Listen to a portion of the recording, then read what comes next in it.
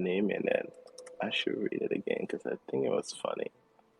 It's a name that has traveled through, I don't know, about 5 or 6 generations of my family on this side. So not one that I presented to The class. Importance of Being Earnest. That's the book. Have you read that?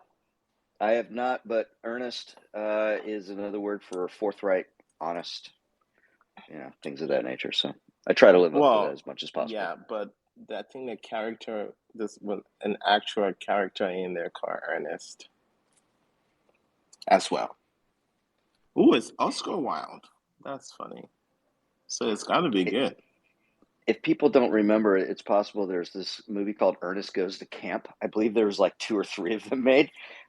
During that time, I believe I was in my teens, and somebody found out my middle name was Ernest, and that ensued. It really sucked. High school is not my favorite time.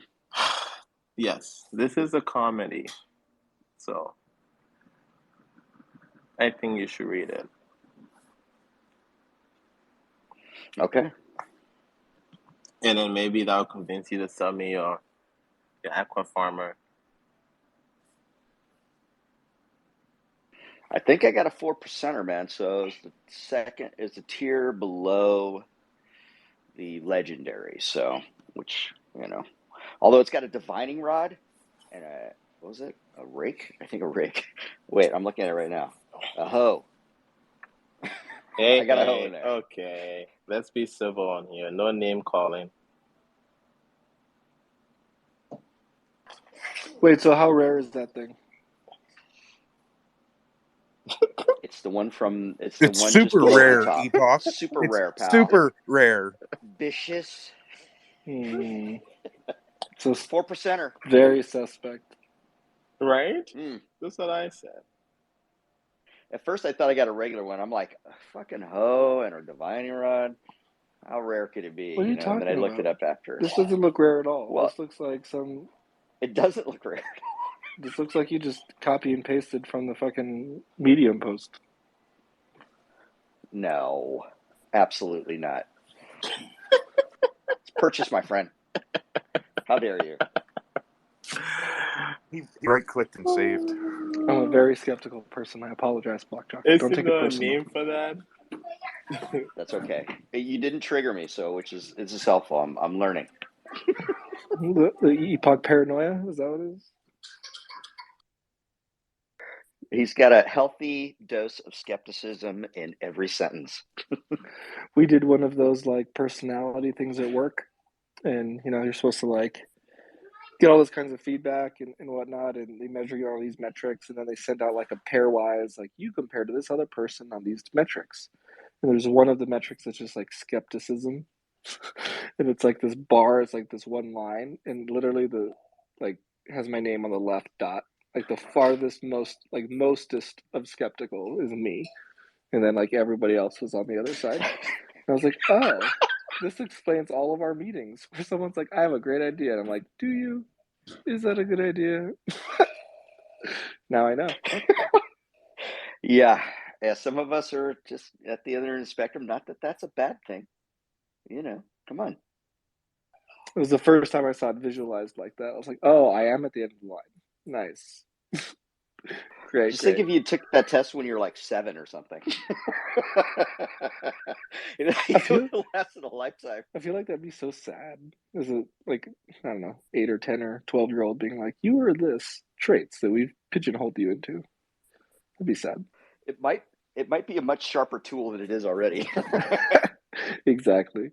I might have honed my skepticism years earlier. That's right, grasshopper. You must walk over rice paper and be as skeptical as possible. Hey, you two. Well, I did not start the cultural appropriation. That was Blackjack. I was trying to do my best impression. Come on. I don't even know what you guys are talking about. Who stands on rice paper? Can you see Can you do me a favor? The second post that I pinned up to the top. Can you please tell Lido to please follow this guy? Paging Lido Nation. Lido Nation. Oh yeah. There's someone who wants your attention and your love, and I'd like for you to explain to these fine people why you do not love disguise back. I follow him. Oh, there you go. Mission accomplished, hero. That'll be one. No. There's a stipulation on that. What? That clearly says Lido Nation. It doesn't say Darlington's personal account. I contend that disguise is one of you in disguise. That's what I think. Whose alt is He's this? trying to draw popularity to Lido Nation by having a fake account saying that he's going to post until he follows them every day. It's a good marketing idea. You think it's Lido? It's the Lido alt. That's brilliant. I'm going to sleuth through this. I would double check. I'm pretty sure I'm following that guy on my personal account. Let's see. I don't know. This guy has 1,500 followers. Yeah, That's pretty good. and he's only posted one day. I can't. Sheesh, that's not even an epoch. He just started yesterday, man. I was on top of it. As soon as I saw it, I was like, yep. Well, let's see where he is after a few epochs. Nice. So I do want to get to 21 followers, but I was hoping to follow people outside the Cardano ecosystem. There's people outside of the ecosystem? Why aren't you following just like all the reporters and researchers at all the like good publications? What good publications? What is this strange place you talk about, Lido? Oh, like VeChain and Ethereum, and what's the other one? What's the governance VeChain? Are you on the Algorand? Come on, man. What's wrong with VeChain, Epoch? Nothing. It's a Chinese company. Oh my god. I'm not a Chinese company. VeChain is an actual utility company, and they're trying to like do one thing super well, which is great. That always gets a plus in my book. Lido, do you have to go through Robbery Force to get there? Just curious. I actually haven't gotten there. I want to set up a VeChain wallet. And actually, what I'm gonna do in a couple of weeks here is I will mint the Lido Nation logo on every chain that accepts NFT. I'll just go and mint. I don't know if I should customize it or just have it be the same. You got to customize it. I'll yell at you if you don't. And I would tell you to keep it the same branding across all chains if that's your goal. Yeah, same branding, but slight flair. Something that says each chain is special. Yeah, that's a good point. Hey. Yeah, so that's coming. Hype Skulls did it pretty well, I thought, with like the Cardano eyes, and then they were on another chain, right? I should look at that one. Ergo, yeah, they had the Ergo eyes. Ergo eyes, Cardano eyes. I think they ever like go to powered by Lido Nation. I like that. Hey, Blackjack. Yeah, what's up, Joker? Hey, man, I like that Aqua Farmer, man. How did you get it? Did you get one? No, it keeps declining me. It's saying make sure you got the liquid token in the right wallet that you had the snapshot done. Yeah, I didn't move it. I had the liquid token in there, and I keep trying to get it, but it keeps telling me that like it keeps sending my ADA back to me. I tried it manually. Did you check the whitelist? Is your stake address on there? Yes, TCT was saying the same thing. Its stake address has got to be on there, so you can't really. Did you have to register for that, or wasn't it automatic? No. Automatic. Mm-hmm. Just go check their whitelist to make sure, because it might be one of your. You might think you didn't move it, but maybe you did. You never know. Just go check the whitelist. Yeah, grab your stake address and go check. Make sure that's the same wallet you're signing with. You can get it from Pool PM or ADA Pool. There's a bunch of places you can get your stake address if you don't know. And Joker, don't worry, you're gonna get one because the way they set it up, you can't really no one can take and get a bunch of them. You know, well, maybe they can. Who yeah, the fuck that's knows? a lie. That's a lie. Yeah, okay. Well, There's they always a made it way to harder. game the system, bro. Right. They just made it harder, you know. So, which is good. I'm glad they did that. It was a great idea. Because I heard TCT got like 40 of them, and he's listing them on the market to undercut you. I fucking knew it. I was gonna. Have you seen the prices on some of them things? Come on, they're already selling them. You got to give me more than that, Joker. Seen prices on the things? What are they? On the NFTs.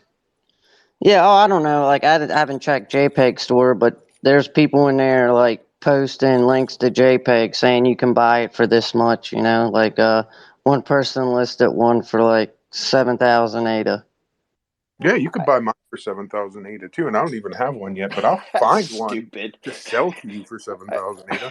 Yeah, I'll sell mine for 7,000 ADA. What the fuck? I got some Cardano trees. I'll give it to you for 17,000 ADA. I got a horny. I'll throw in a horny as well. Just sweetening the pot. Y'all are giving away the good freaking, like, the trees are the first on-chain NFT on Cardano. Like, I don't even understand why they don't get no whatsoever. Like, it's so funny. Like, I don't care because I look at my tree all the time and I love it. I love my grove. I'm going to keep holding out until people wake up. People don't realize that's the space buds of on-chain, right? You had berries, which were the first. Then you had the first, with space buds. And then you had the first on-chain, which is Cardano trees. Dude, it's because you're a purist. That's why. You know, you are a pure NFT, Cardano NFT buyer, you know, and so not everybody's like that, I guess. No, he's smart. He actually knows what he's buying. It's like the people at the antique road shows. You know, you see them sleuthing around. They're like, I know what that is. No one else does, but Pepperidge Farms remembers. Yeah, it's all about the knowledge. I mean, you hear all this talk about unsigs, right? There's unsigs, because they were kind of the first of their kind. You hear space buds, oh, they're going down in legend. You hear berries, they're going down in legend. It doesn't take a genius to know that the first on-chain is going to be a legend at some point too. At least in my opinion, right? I could be totally wrong. It goes to zero, I don't care because my trees grow fruit. I think everything Turbo Egon is going to go like everything behind. Everything that he's touched is going to make it to gold eventually, honestly. So, yeah. I got stellar hoods too, Jenny. Like anybody that he helped, all those projects, all those early like on-chain projects, I think are going to be like just, I mean, I collect them myself too. Hero, I might drop off for 2 minutes. I got to transfer out of Wi-Fi here. You need to go get yourself a tree. Yes, I'm going to get. FOMO has struck. Thanks. That was funny. I mean, what about the stellar hoods? That stuff is like so like not even understood by many. It's like insane. Mm-hmm. Those are the two projects I literally aped into probably the most with Cardano trees and stellar hood. I have like 50 of each of them. Cannot wait for people to realize. In 10 years from now, you'll be all right. I'm going to be playing fucking solar card games or whatever it is they're doing at Stellarhood. I still don't understand what their long-term vision is, but I swear to God, I'll be there. Me either, but I own some.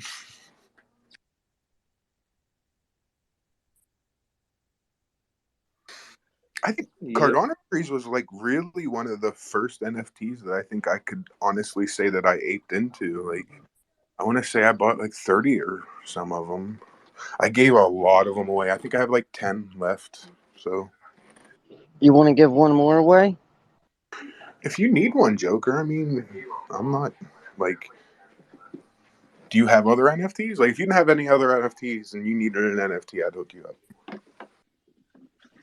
No, I have too many NFTs, but now I do feel like I need to own a Cardano tree.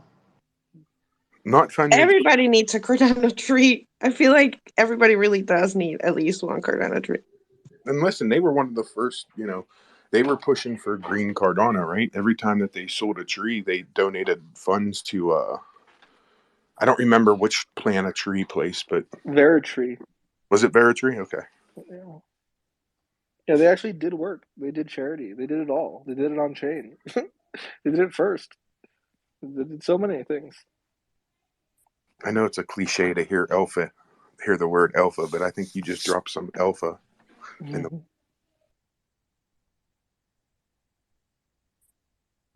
Yeah, I mean, it's interesting. I think we have to get through this first cycle.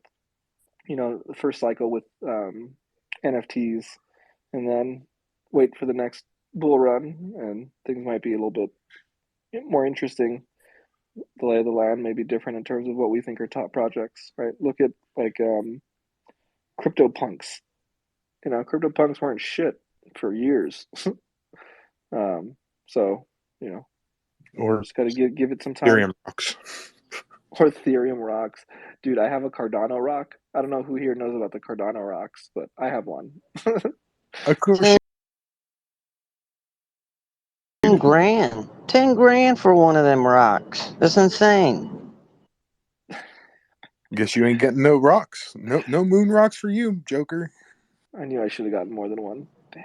Fuck no. No moon rocks for me, man. I got some Cardano cheese though. Trees and rocks. That's all Cardano's got. We got milk products and rocks and trees. How are all those milk products holding up, anyways? Because I was gonna ask. I don't know. I have a little bit of stable coins farming on Milkomeda. But I don't check it much because it's only like $200 and I don't really give a shit. So it's just sitting there farming. But it's 2 stable coins. So unless they crash, nothing really bad can go wrong. So that's the only thing that I'm using with milk. I've been addicted to min swap. I'm just what I've been using. I'm farming Hosky for min swap and Hosky. Like, fuck you guys. I have literally 2 farms that I contribute to on MinSwap. I'd say 99.9% of it is the ADA Min pair, and then that 0.1% is ADA Hosky, just to make sure that it's working. They put up that double pair, help. right? I was like, I gotta farm some Hosky. I got a crap ton of it being a Hosky rug pool. So let me go farm some Hosky. I think I farmed quite a few million Hosky already, and it's only been in there for a day. Wait, you're farming Hosky? I thought you get min for it. Yeah, it's a double farm now. You get Hosky and min if you. Shut up! It's a double farm. I'm getting Hoskies. Yeah, you get Hoskies for. Oh my god. Yeah. Dudes, this is what I'm talking about. Look at this. I don't even know what's going on, and MinSwap is improving the products that they're giving. Like, even one of the products I have that they've improved, I didn't even know. You should know this because you're a fan of CNETA, right? They have a double farm for CNETA. Yeah, but I didn't get into CNETA. I got into ERG and NETA, and I just set up a farm. I basically bought a bunch of ERG, bought a bunch of NETA, and I just put it on the Ergo farm. Yeah, because I gave you the alpha that the NETA on ERG was half cheaper. The price, ADA price. Like, it was a third. It was ridiculous. I got 100,000 NETA, and I was like, "Oh, this is nice." For the same price, you would have paid a shit ton more on ADA, right? So, like, oh, totally. It was a huge alpha drop on that. You're welcome, sir. Thank you. It was also, who else did it? I think Tommy. Yeah, how much? Tommy was badgering me about it. How much NETA did you get? Like 100,000 NETA. For what? What do you mean? Well, just like has that arbitrage been closed? I rug big time now, so I missed part of what you guys were saying. But I own NETA, and I'm farming the double farm NETA. But what do you? We're talking about on ERG. It was 1/3 the price at the time of the G or the NETA on Cardano, right? Yep. So why would I pay 3 times the price on Cardano when I can get the same token with the same tokenomics and the same governance model on ERG for a third of the did the same thing actually. Yeah. Well, the tokenomics that was the key part, is because they minted like 1 billion NETA and 1 billion CNETA, and they both have equal stake in like the rewards from the platform, right? So like their utility is supposed to be the same, I think. And as far as I know, I do not know if that has changed or if the price is still different. You would have to look. I haven't looked for a while. Were these two different tokens or the same token? Like you could buy it over on ERG. Could you then get it to the ADA chain and set, like, was there an arbitrage play that could have been happening there? Not exactly. So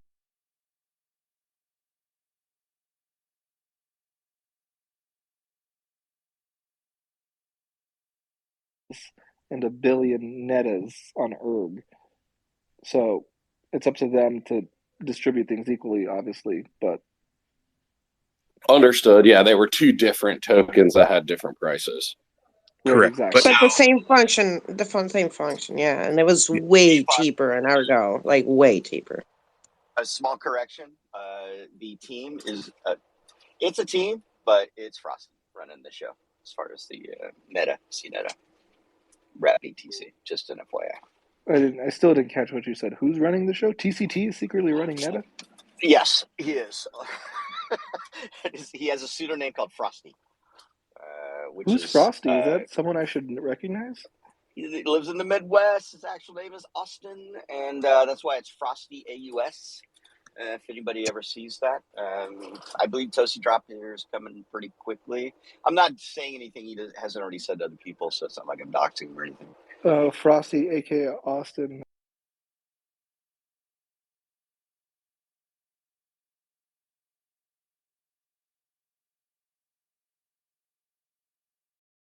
Don't be spreading no fuck. Yes, DT was involved in it. No, I was not. I have no issues with. I really don't appreciate the misinformation that TCT is bringing into the space. I would ask him to please correct it in this one-time chance. Oh, I wish there was a middle finger emoji. I don't want to be associated with that, Blockjock. I'm not a big fan of bridges and after I didn't bring it up. And it was Epoch that brought it up. I'm just Listen, taking names you today. triggered TCT. Oh my god. I know. We're totally trigger. I totally did, man. Sorry, dude. We're totally fucking with you. But Epoch brought it up. I was just adding on. That's my job. That Blockjock's memo. Like, he don't ever bring it up, or his MO, right? He don't bring it up, but he just kicks the shit right onto it. I do. And I still think half the time he brought it up. I'm pretty sure he brought it up. Come on. Lay seeds, the Negro. So what do you have against bridges, TCT? You don't like do you stop driving if you get to a bridge and you just pull over and say, like, man, I wish I could get it to the other side? I think bringing wrapped assets, especially Bitcoin, over to Cardano is not as simple as people make it out to be. I agree with you 1,002%. Me too. 1,000. Task. So, I mean, to be honest, like, I remember when I was researching CNETA and Neta, and I was like, whoa, they're wrapping Bitcoin? I was like, this is perfect, because, like, from a functionality perspective, I've always wanted that opportunity to do that, to wrap my Bitcoin, bring it to Cardano. So what they're trying to solve for, I was like, oh, I'm all for it. If they've solved it, that's a much different question. I can't actually even tell you about how their solution is. So, in other words, he didn't really do too much research. He just kind of was like, oh, wrap Bitcoin, yay. Well, I did. That's almost exactly what happened. Yeah, but to his credit, there's not much research. I don't think they have figured out how they're going to do it. And I don't think the traditional method of wrapping Bitcoin on the Bitcoin chain via some multi-sig contract is the best way to do that. Yeah, most of his team is from Hong Kong. So actually all of his developers are in the Hong Kong area as far as the team goes. And I've seen the docs on them. They're legit. So they're real people. As far I don't care where they're from. I don't want them custodying my Bitcoin. Hey, isn't there wrap Bitcoin? Well, sure. It's very common. The problem is that when you wrap something, especially in the case of wrapping it from one blockchain to another, you're effectively locking it in a multi-sig contract, right? So a few signers have custody over this Bitcoin. Yeah, there's a reason why my Bitcoin is not anywhere else right now.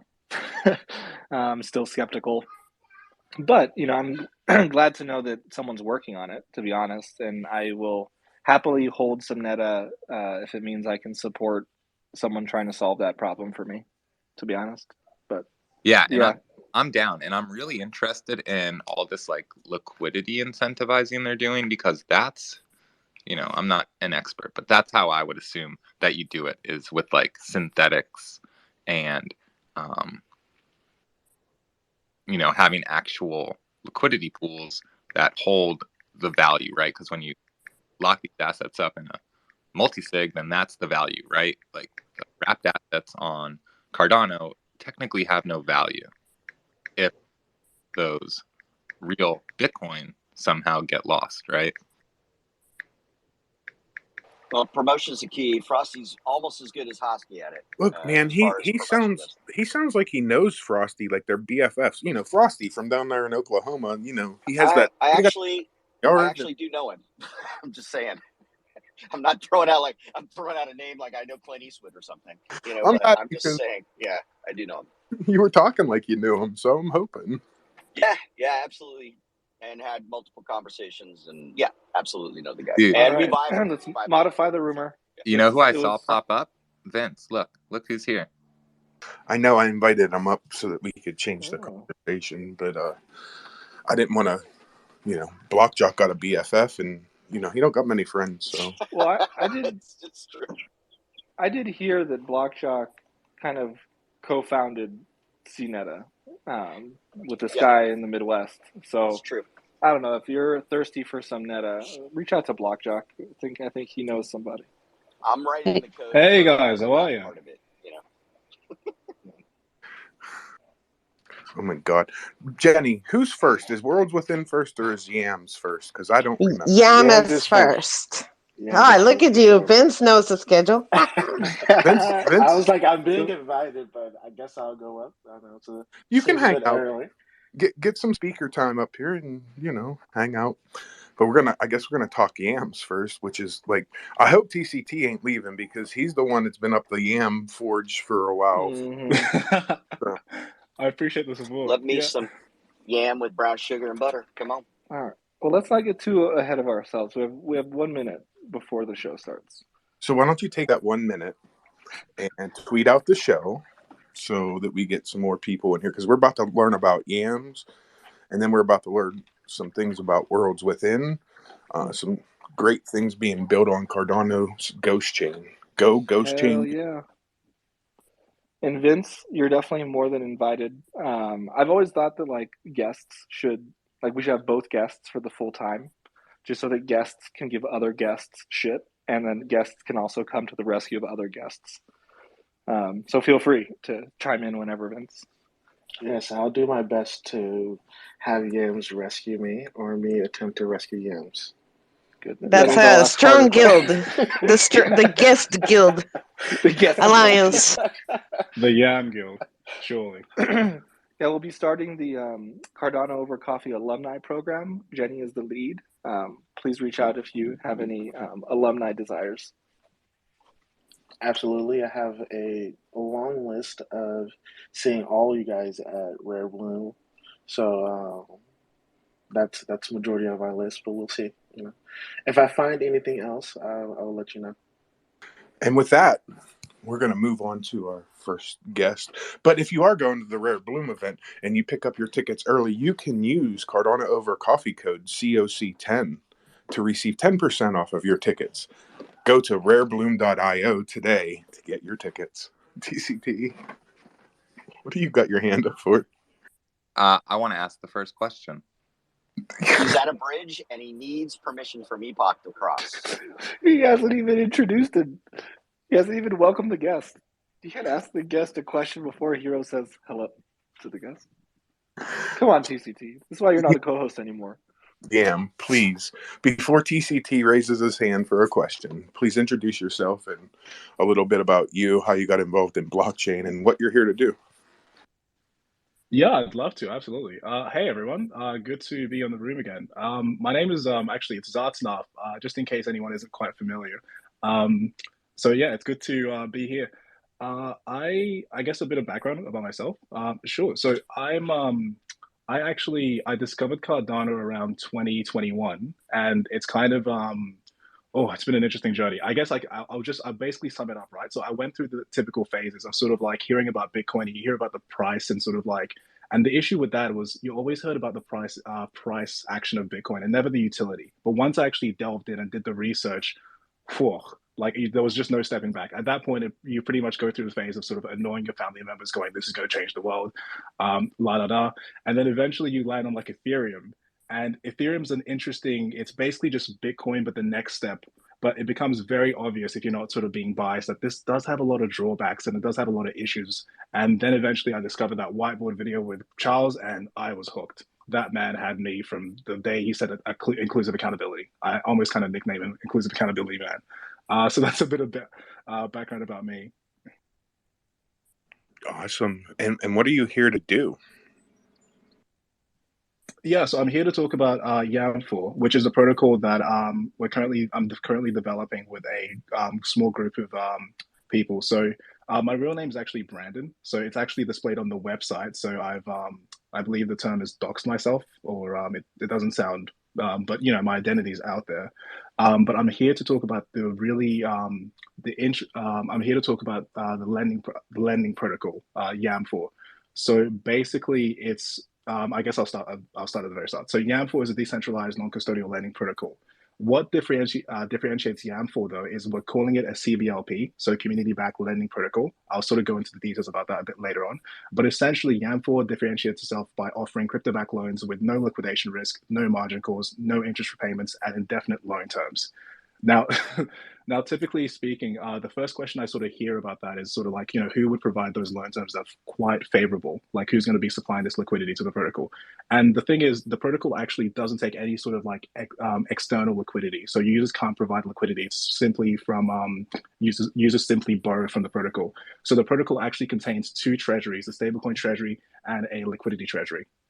I'll speak more about the liquidity treasury in just a second, but the stablecoin treasury is basically just containing stablecoins. So this could be something like the JED, or it could be something like I believe like Liquid Finance is coming out with like XUSD or just their sort of version. So a collection, but basically we want to sort of make sure that the stablecoins that we do have in the vault are sort of like on-chain and verifiable. You can see the reserves, right? The liquidity treasury, on the other hand, that I'll get back to, but that just a brief summary, that contains 50% of the circulating YAM tokens.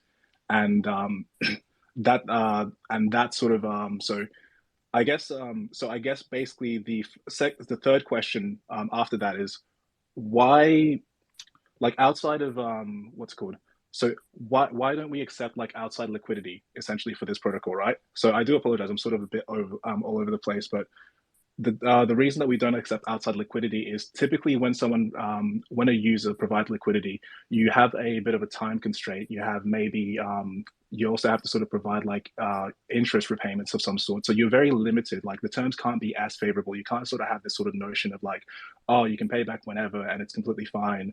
Or you know, if it's stablecoins and if it's stablecoins that are providing for like an asset like you know that's volatile, like let's say Cardano or some other sort of coin.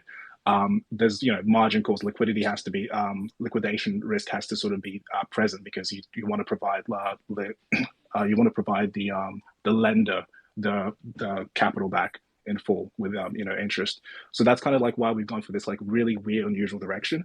But it's worked out splendidly. So basically, the gist of it is when a user wants to take a loan from Yamfore, they have to allocate a certain portion of the ADA collateral to Yam. So this this ADA YAM ratio is basically dictated by the stablecoin treasury. So what this does is it disincentivizes. So as the treasury goes down in value, the ADA/YAM ratio actually goes up. So you have to sort of provide like a progressively higher amount of YAM in comparison to the total value you're depositing. So what this does is really interesting because it actually disincentivizes borrowers and also creates selling pressure from for the YAM tokens as the sort of like liquidity treasury goes down and more YAM is required. People actually in the protocol itself, in the YAM protocol, will actually be possibly selling their exiting their loan positions to actually capitalize on the appreciation of YAM. The only terms, and it's also interesting as well, the only terms that the protocol dictates. So when you enter when you enter a loan position, you only have to worry about paying off the original principal amount. Now, what happens is the protocol doesn't actually care about the YAM token in your collateral. So let's say, for example, you enter the protocol at like a 70% LVR. So that 70% LVR, 70% is ADA, 30% is YAM. And obviously, the small fact that you've probably noticed, the ADA/YAM ratio actually dictates your LVR, your loan to value ratio as well. So it's an easy sort of connection thought process there, right? But the protocol only really cares about getting the original principal amount back. Oh, go ahead, Revlin. I just had are these over collateralized or under collateralized loans? They're under collateralized? No, they're over collateralized. Okay, yeah. So I feel like if I needed a loan, I would put up more ADA and YAM tokens than what I wanted to borrow, correct? It depends on the treasury rate. So like if the treasury is fairly full, it can go all the way from like 95% LVR. So you can provide like let's say 100 ADA. For every single 100 ADA, 5%/$5 has to be dictated in YAM. And of course, you always get that YAM token back at the end because the protocol only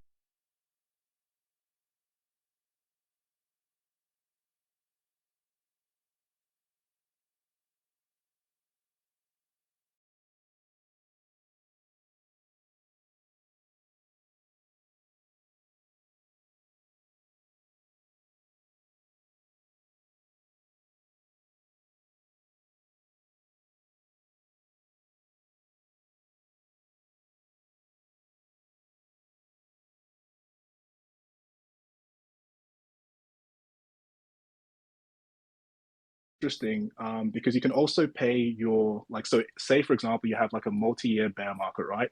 CBLPs, what we're hedging, what we're calling sort of like protocols like this that sort of utilize the native token as the sort of direct funding mechanism, and that is done to some certain extent in other protocols, right? But here it's really sort of like evident, really sort of direct, right? But CBLPs essentially offer a really good hedging mechanism. So say for example, right, the protocols that 60%. I believe off the top of my head, that's like a 70% LVR. So you have 100K worth of ADA. You go into the YAM protocol, you swap 30K of that into YAM, you deposit the rest. So you get a one-to-one exchange of your ADA collateral, right? So you get 70K back. And that 100K is locked now until the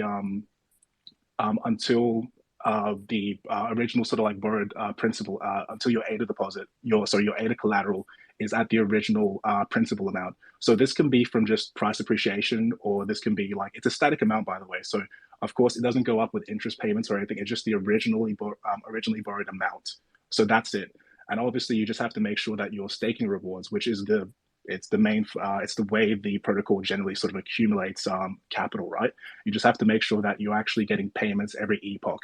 There's a strike limit. So I think it's if you miss over your loan term, let's say there's 10 misses of just having epochs without earning any staking rewards, right?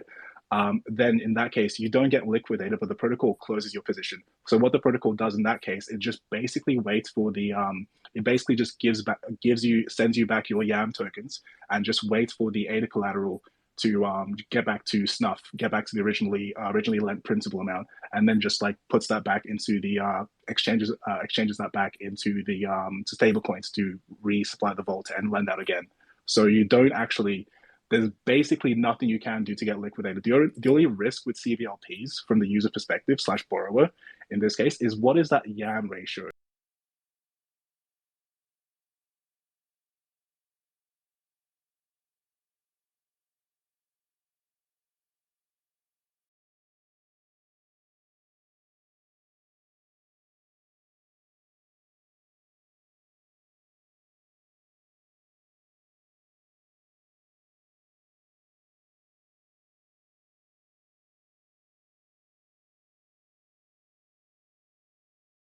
And utility token of Cardano ADA, it's not obviously not as it's not as safe as just objectively speaking. So that's the main sort of risk for the user. Otherwise, with this protocol, it's really interesting because it does provide an alternative to the traditional lending methods, right? That we sort of had. And it's go ahead, Epoch. Have the yams been minted? No, they have not. So when you talk about the risk, go ahead, Rebel. Well, hold on. When you talk about Mhm. follow-up question, when you talk about the risk there Yeah, sure. between ADA and YAM, right? Like, I assume the risk is, you know, the amount of money kind of locked on that token and the amount of like unique wallet holders and just like, you know, actually having something that's more decentralized, right? So I guess I'm confused as to what's backing these loans. You called them community backed. Yeah, But so is it just Yamfore backing them, like the yeah, Yams so the themselves? yeah, so that's a good question actually. So what happens is because of the fact that you need to have like a portion of YAM allocated to your need to have a portion of YAM allocated to your deposit, that creates a value in the market of YAM, like decentralized market. So on the um on the back end, actually just taking a step backwards before even mentioning liquidity treasury, right? Just with that alone, let's say there's like we release the YAM tokens and like from day one we have bootstrapped like $1 million, right? Or like some sort of nominal amount. It doesn't really quite matter what it is, right? Um, that system by itself is self-sustaining just because of the fact of like the ADA slash YAM requirements that sort of dictates the treasury level. So you always you want to sort of fine tune things where like majority of the treasury is being utilized, but it's not going to like zero just because of, like you're making it enticing enough for like most borrowers to sort of come in, but like at the same time, you're leaving that sort of like buffer where it doesn't go to zero. Um, the other aspect, the way it gets funding, so that has value. Just the YAM has value just because of the utility of the protocol, right? But the way the funding is actually occurring is through the accumulated staking rewards of the users deposited ADA collateral. On the back end, now this is interesting. The liquidity treasury. The only issue with this sort of like initial protocol design is it's a bit slow. So like if you take ADA staking rewards, it's about 3 to 4 to 5%, somewhere in sort of that range, right? But like obviously over the long term, that's going to be fine, but it's not really quite rapid enough to sort of facilitate like and which could be fine. Like most people could be sort of like they could sort of look at the YAM token and sort of go, okay, this token is kind of like tied to the utility of this protocol, and it goes up it goes up in value in accordance with how sort of like much capital, how much user demand, and et cetera, the protocol grows. And obviously that's going to be hampered because you're only relying on the 3 to 5%, right? But if you actually add this liquidity treasury that we have, which is containing 50% of the allocated YAM tokens, what you have is actually you have 50 million. So the set number is 50 million per year gets of YAM directly goes into the multiple buckets in the market of like, let's say the protocol driven demand, the long-term holders slash hodlers, if you will, the short-term holders slash speculative traders. So all these sort of like value buckets created in this in the decentralized sort of market, that's being taken, that's being exchanged YAM to stablecoins, and those stablecoins are going directly into the stablecoin treasury to facilitate more crypto-backed loans. So of course there's a deficit with this when you look at it. If you look at the numbers, so it's like depending on where the exact like ADA to YAM ratio sort of falls, it's about a 66 to 70% deficit. But if you take the 50% of YAM circulating, that's about that's about a 10% inflation. But if you add the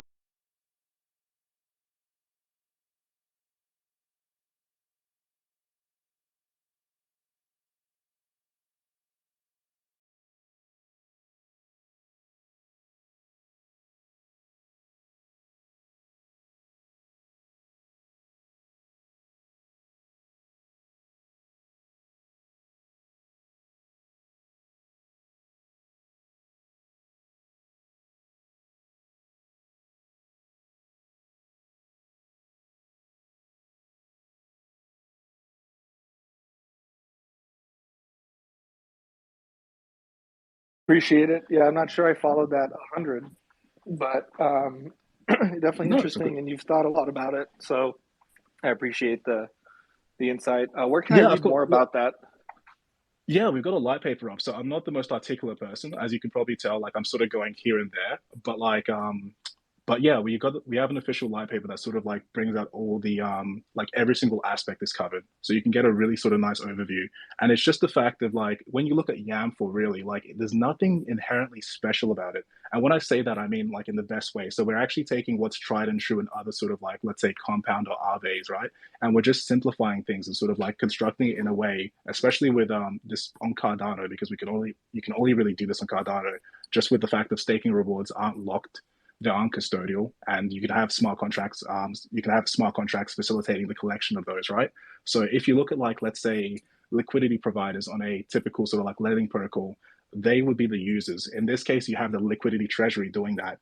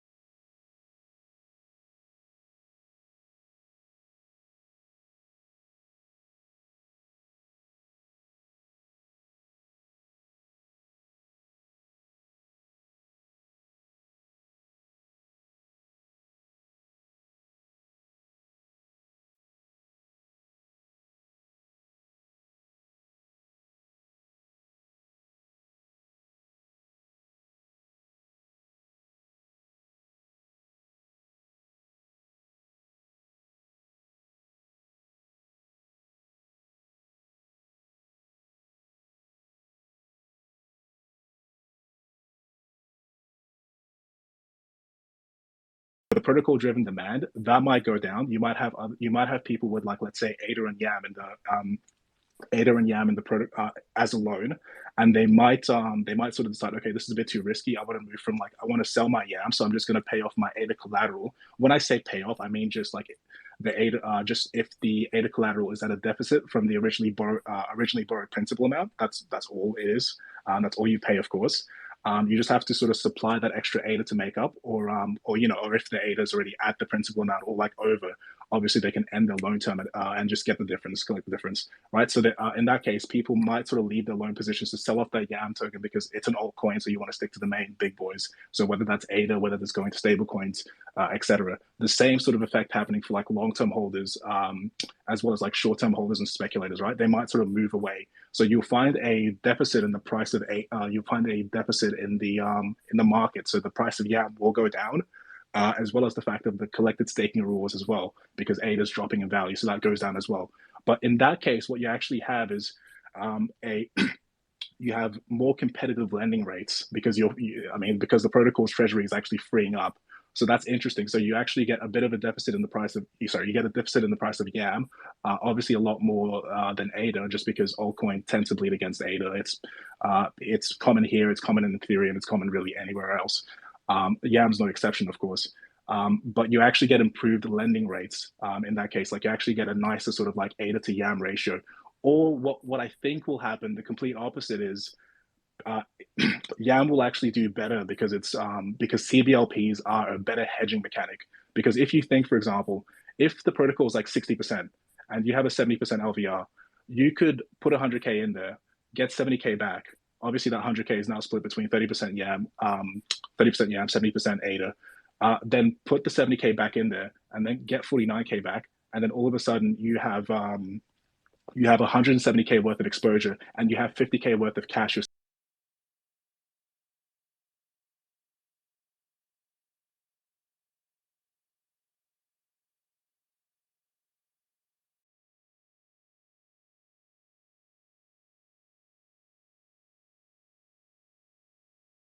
You do have to make sure the staking rewards are like coming, you can't have this sort of 10 strike, but it's a possibility, and it's a lot more realistic than taking like, doing that on like, I don't know, Aave or Compound, because of just that liquidation risk.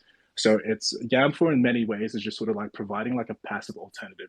Of course, there's risk to this. It's just, how much is the user, even though the user always gets back their YAM tokens when the loan position closes, like how much of that are they happy to have allocated to their portfolio? Mind you, it doesn't go above 50%. So like it doesn't, like the LVR rate doesn't go, below 50%, I should say. But that's kind of like, that's the main risk for users. And that's kind of like a trade-off people have to sort of decide between like these traditional lending protocols and like a CBLP like Yamfore. I realize that might have been a lot, but I do apologize for the information. No. But yeah, Rare Bloom. You're good. Hold on, Rare. Oh, cheers. So I just want to kind of simplify this down real quick. All right. I want to borrow some stable coin, whatever, because I need to pay some bills, right? So I buy some Yam and I get some ADA and I send it to you, to the protocol, not you. And then from there, you're going to stake that to a pool, which is going to earn that ADA, obviously. Yes. Is going to earn and pay back that loan. That's why there's no. Yeah. So the ADA. The ADA is working for the protocol itself, right? Exactly. And it's never really like it's never a payback in another case. Like because I consider the ADA staking rewards like surplus, because I think in the long term, and obviously like even if this sort of doesn't happen and if ADA trends downward slash trends just sideways, it's still fine. The protocol's still fine, right?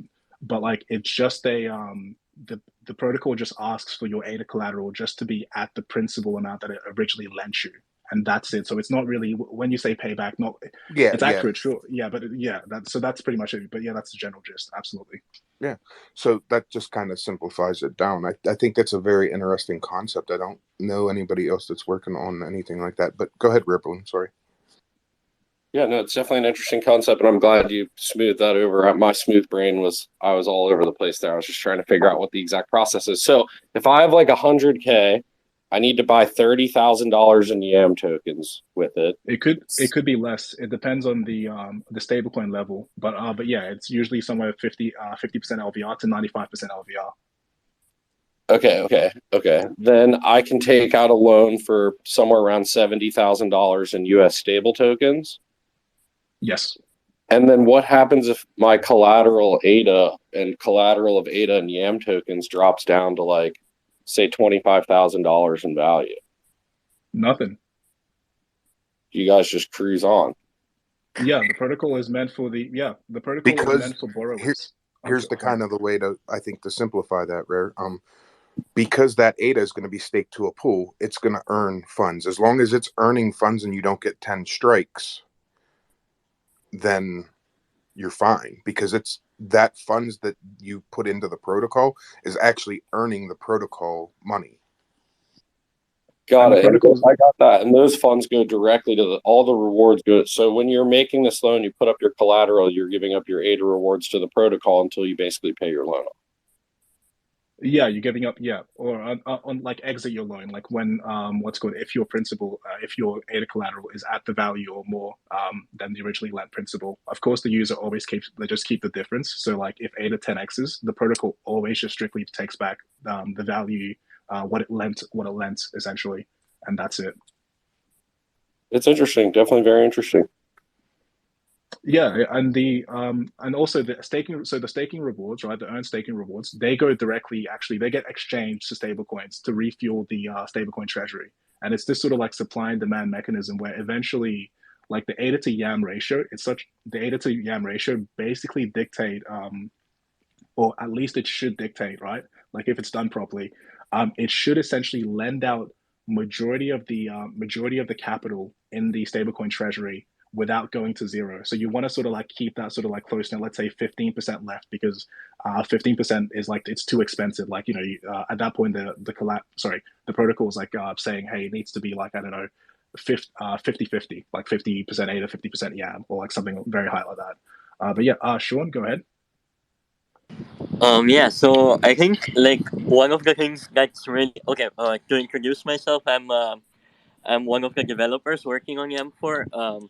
And when I got introduced to the idea, when Brandon introduced me to it, one of the mind-bending things about it is how the protocol deals with risk. Because most lending protocols right now, they kind of sacrifice long-term stability for short-term liquidity. What I mean by that is like, the lender and the borrower are both individual actors. Whereas in Yamfore's case, the lending side of the argument is actually being done by the protocol. So it's like a protocol owned liquidity, and that's why the risk the protocol can take is really arbitrarily high. So even if ADA and YAM crash in price, the protocol is willing to assume that risk since there is no lender that needs to be paid back regularly. So that's why that enables all these things that traditional lending protocols just can't do, like indefinite terms and no liquidations, and yeah. So I just wanted to add that. Yeah, Blockjock. Right, sorry. And Thank you, TCT, Sean. you've got a question too. Hey guys, so I wanted him to. So first off, I've heard him speak before. He's come on to Cardano Tech a few times, and I absolutely love his intellect and his passion for his project. But one thing is first off, you pronounced it right. DJED is the way you pronounce that. So thank you, sir, for that. Sorry. And secondly, speak a little bit as to why you are so passionate and started the project, because that's one of the things I love most about this particular thing. Not that it's just going to help people, but why you're doing this. Because I think, like, in just a lot of ways, this, like, Yamfore was a product of frustration. So because I wanted to take, like, when I discovered the DeFi world, I was just like, oh, this is amazing. You've got these decentralized exchanges. You have these sort of like, you have these insurance protocols. You can do lending. You can do borrowing. You can do all these things, right? And you just need to connect your Web3 wallet, whatever that is, right? And that was incredible. But I found like a real deficit in just lending and borrowing, because I wanted to take a crypto-backed loan, but I just saw all these sort of like terms, like obviously the main thing is liquidation risk. And I just sort of thought to myself, like, you would, and people are free to disagree with this, right? But like, you would be safer just taking your loan out from a traditional banking system. And especially if it's like, if you have a long enough time horizon, right? And the payments are manageable. And that would make more sense than a crypto-backed loan, just because of that real liquidation risk. It's entirely possible to take a crypto-backed loan and go to bed, wake up the next day, you have a margin call because the market's dropped by 50%. So I thought to myself, that's a real deficit with there. So I tried looking for loans in general that just didn't have that perk. Like, oh, I don't mind paying a bit extra interest, like just because it's almost like playing Russian roulette with a full bullet, with a full with a gun with sort of fully filled in. There's too much risk there. So I just sort of like, it was almost like, I didn't actually plan to like, okay, I'm going to go out and make a lending protocol, it was just like a thought exercise. And I sort of thought, okay, what if, like, how could you possibly do that?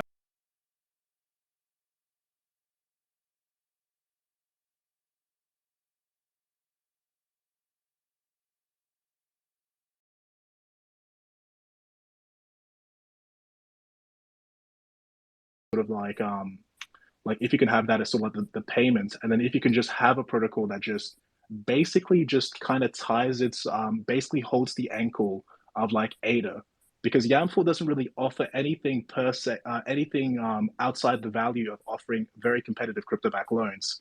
So it's kind of very much tied to the price appreciation of ADA. So that was kind of the sort of like aha moment. I sort of went, okay, is this actually feasible? I went through, I got some feedback. I went sort of through, I refined the design, of course. The community has been an excellent source of help for that as well.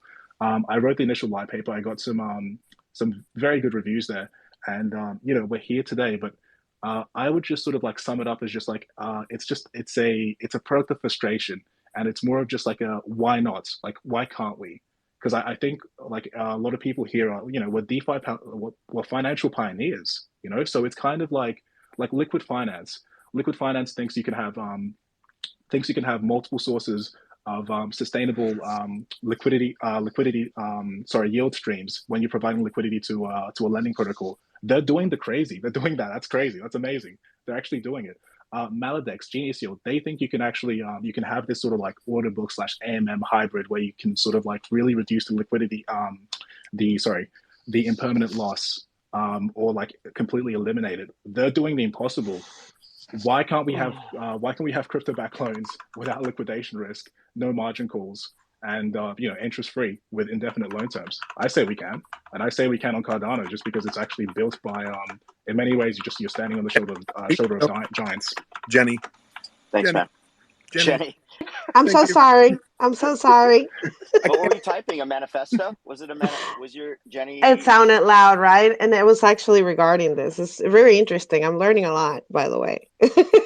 So Yam, somebody was asking me, Oh, I just want to gotta wrap up here with Yam because I want to be respectful of Worlds Within time. But very interesting, and we didn't get to TCT's questions, so that's on him. Sorry, TCT. But very interesting concept. I think I need to look into it more. Where can I go and find out all the information? Oh yeah, let me link. Sorry, I didn't even realize. Let me just link the light paper if that's all right. Yeah. White paper. I assume you have a Discord, Twitter, website, all the. Yeah, of course, all of that. Yeah, absolutely. What do you think is your biggest risk over the next 10 years running this business? I would say I wouldn't be running it because from the very get-go, we want it to be a DAO. And if we do things properly, then my input doesn't really matter at all. So that's like it. If you mean from like a regulatory standpoint, that like we've checked with so we're based in Adelaide, Australia, and we've checked with the local sort of like we've gotten some legal advice, and it's kind of just all summed up in the same thing. We don't know. Because legislation, regulation, it's just not quite there yet. Like innovation in the blockchain space, especially DeFi, is moving so quickly that just things can't keep up. So there's really kind of nothing. They just sort of go, oh, just be on your best behavior, so to speak. But I think in Yamfore's cases, and I think also with just non-custodial lending protocols, they're essentially just they're non-custodial. They're essentially just scripts. So I think there is that sort of like very big chasm that separates like the BlockFis, the Celsius, etc., with like the Compound and Aves, where something's actually truly decentralized. It's just a piece of code running on a distributed ledger versus something that's more centralized and actually custodial. That's an excellent response, I'm sure. But you didn't answer the question. The biggest challenge over the next 10 years, what's going to sink your business? The biggest challenge? If ADA goes, I guess if ADA just keeps going, goes down in value and just goes to zero. That's it. Okay, makes sense. Thanks for coming on, Yamfore. I think it's interesting. I'm going to learn more, do some research. Just so you know, Epoch's very skeptical, but he's very skeptical of anything that he didn't find and discover. So there's always that too. No, I don't mind at all. Like, I mean, this is kind of like why we're in the Cardano community. Like, I want people to like look at the light paper, tear it apart, see anything you can find. Like, because that's the way you foster improvement and just excellence. So absolutely. No, and I have to say, like, I'm very skeptical with like lending protocols myself. Like, I've seen so much, and like, that this is very interesting. I was just telling that's what I was typing and interrupting. But because it's very interesting to me. Like, I don't normally want to learn more about this right at this particular second, but right now I am very interested in looking into it. So thanks for coming. Yeah, thanks for taking the time out of your day, because it is interesting. I think it's something different, and that's why everybody should be skeptical, because it's different, so no one really knows, and you need to go in and do your own DYOR, do your own research, right? So, Yam, thank you very much for taking the time out of your day. I can't believe it. Everybody mark it on your calendar. My favorite astrophotographer is in the room, and I've missed her. Yes. Hi, hey, Kat. guys. What's up? How are you doing? Hi, Catherine. He talks about you every day. You made his day.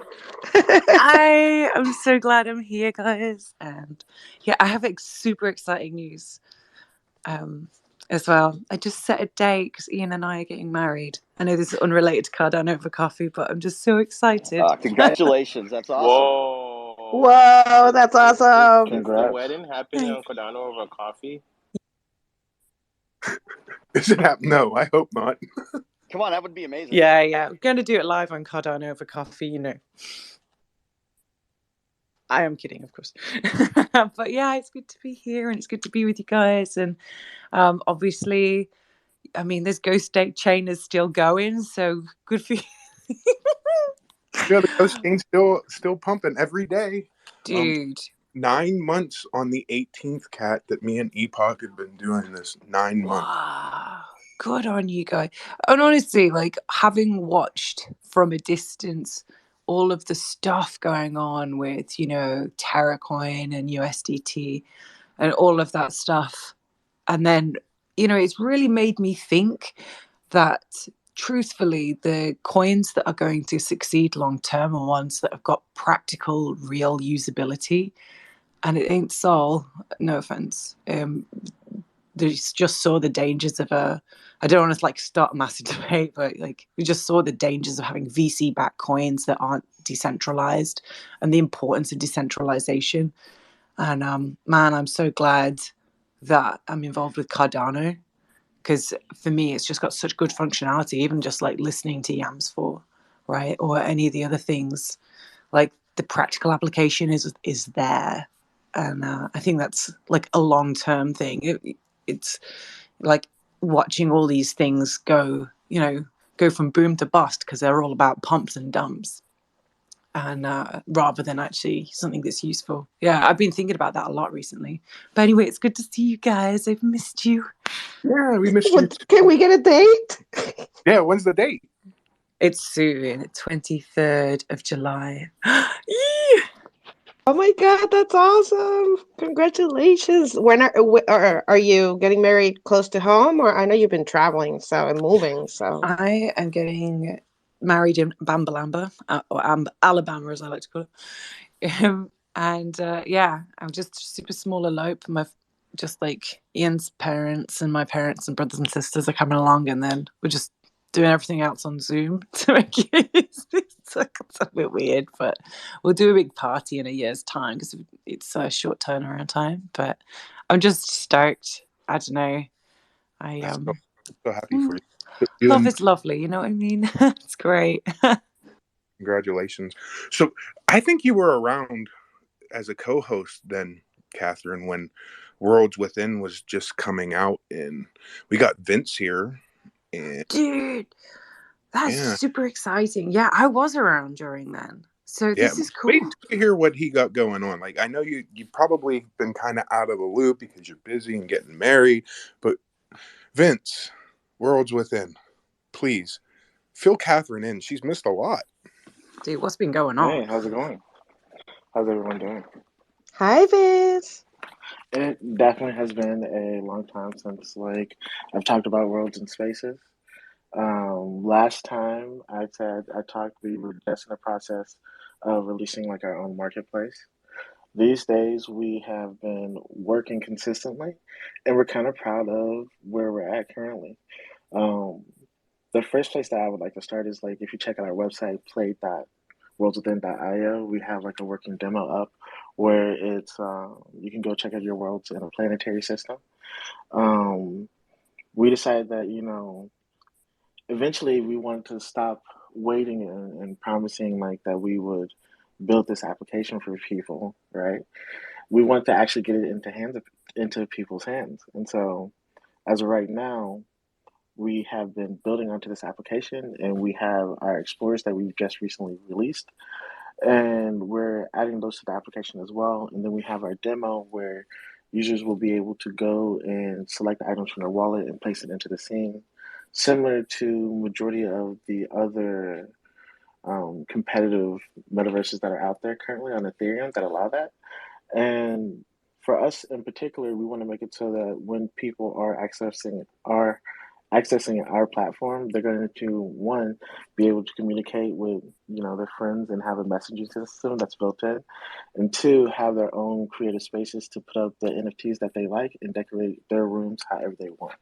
From there, our game plan is to make it so that you'll be able to terraform your original Worlds Within NFT for one with updated graphics and better assets. And for the most part, I think that we have been just consistently on a pathway where, how do we provide a unique experience to each one of the users that participate with us and explore our universe essentially. And for those users, we decided we would go ahead and seek out someone to write lore about the universe, explain why relics exist, why there's so many worlds, and the goings and narrative of what's happening in that ecosystem that will align with the actual application when people are playing it. We're talking about 20 chapters of lore essentially. so that if someone wants to, they'll be able to read in depthly and figure out, exactly what's happening within the universe. That's in like a short and sweet version. But for the most part, I think what makes Worlds interesting is that we really want our application to be one that is accessible for anyone. We started off with mobile, desktop, and VR. While currently our website isn't optimized for mobile or VR just yet, that is definitely in the game plan. Um, for me, as someone who is particularly a fan of virtual reality, that's where like my passion lies the most. And I think that in the when I look at the future of like gaming and web native applications, I feel like VR is what makes the most sense. Now, initially, like when we first like explained how worlds work, we didn't really go into the frameworks that worlds is built upon. Um, and that's because at the time there were a number of different web XR and web VR frameworks, but none were particularly as good as the one that we're using now. We switched from using A-Frame to Play Canvas, which is a almost like Unity rebuilt for the web specifically. And so what you have is, you have a 30% increase in load times. You have basically, it allows you to create full game applications as a single page, and you can use them as either an entire iframe, which would allow you to make full games that you could essentially place into an NFT if you wanted to, or a native token, or you can build websites around them. And the cool part about it is because it's web native, it allows for the use of React and other JavaScript libraries built into the application, which is really nice because, anyone that's building on Cardano, well, I don't want to say anyone, but guys who have a bit of experience know how difficult, a few of the Cardano libraries can be, specifically when building applications. And at times we had our own troubles as well doing so. But the cool part about Play Canvas as an engine and being able to connect it specifically to JavaScript libraries, it really eases that process. Now, it took us a while to figure out how to do it, but once we did it, it's like now we're at a point where it's just like we can build full steam ahead, which is nice.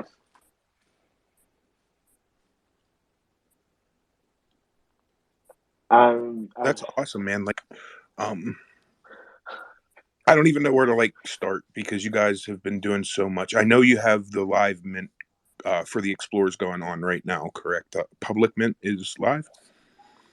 Yes. So what we decided to do is, I am a fan of the project called Loot on, and the idea behind it is the finality of a metaverse-based That me app. that he's skipping. Sorry, Vince, to cut you off. Is that just me?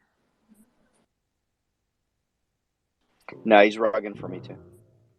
You sound like you're talking like a robot talking in a tunnel. Yeah, sounds like that to me too, Vince. Maybe leave and come back. Maybe that'll fix it. Sounds like he's talking from a world within.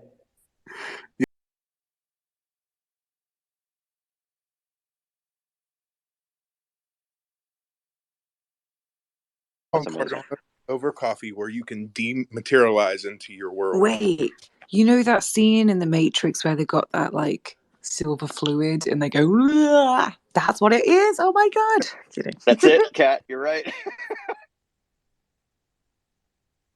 He just plugged in. Go ahead, Rare. You were going to say something.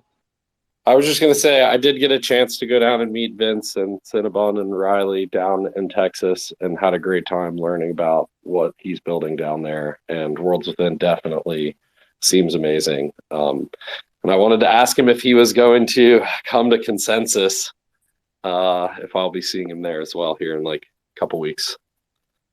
Well, he is back up on his way to stage. We'll see if we can understand him.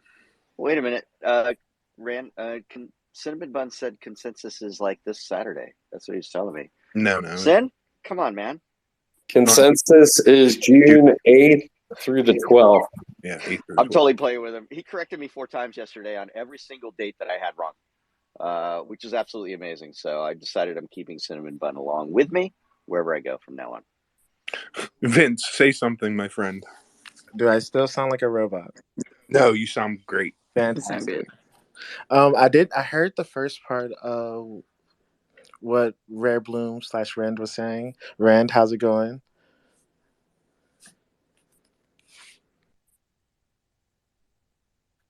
Doing excellent, sir. Doing excellent. Can't wait to see you at Rare Bloom. Wait, are you going to be at Consensus as well?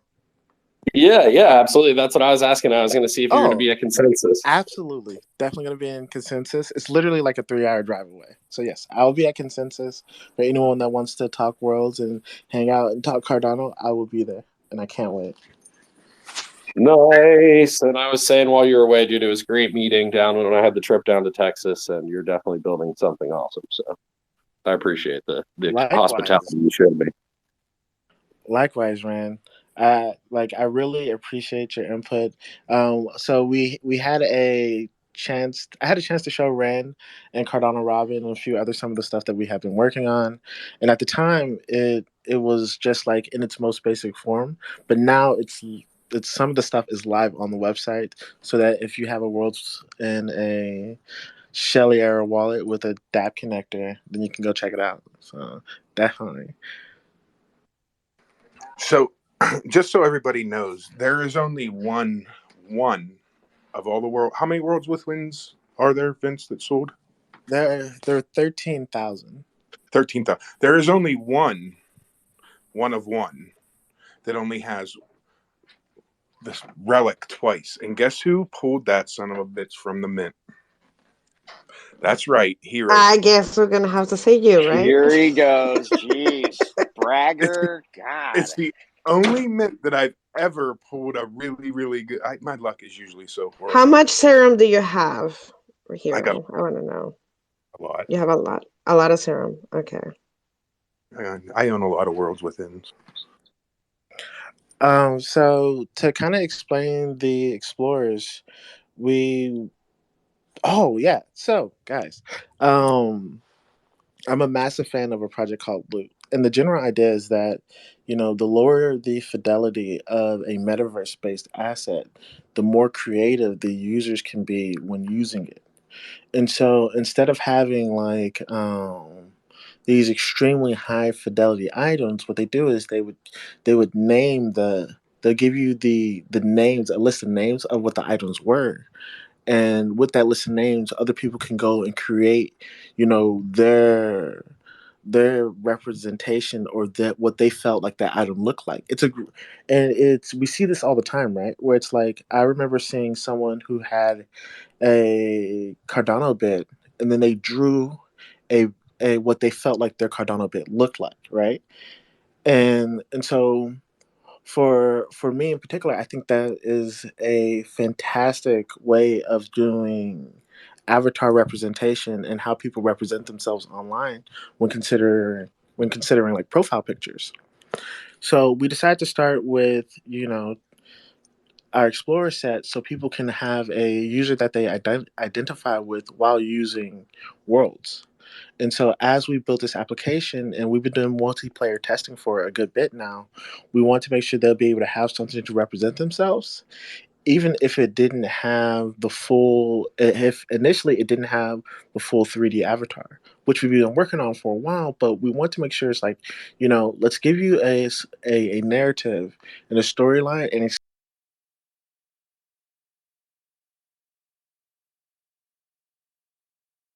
how you feel, along with other members in the community that feel the same way about those characters as well.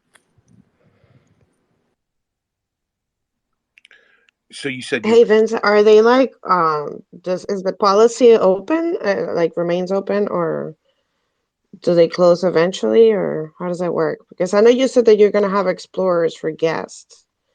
They're different, right? Yes. So we will have basic guest avatars, which will be completely generic. The policy ID on these explorers will close in 1 year. We're not going to make more of them.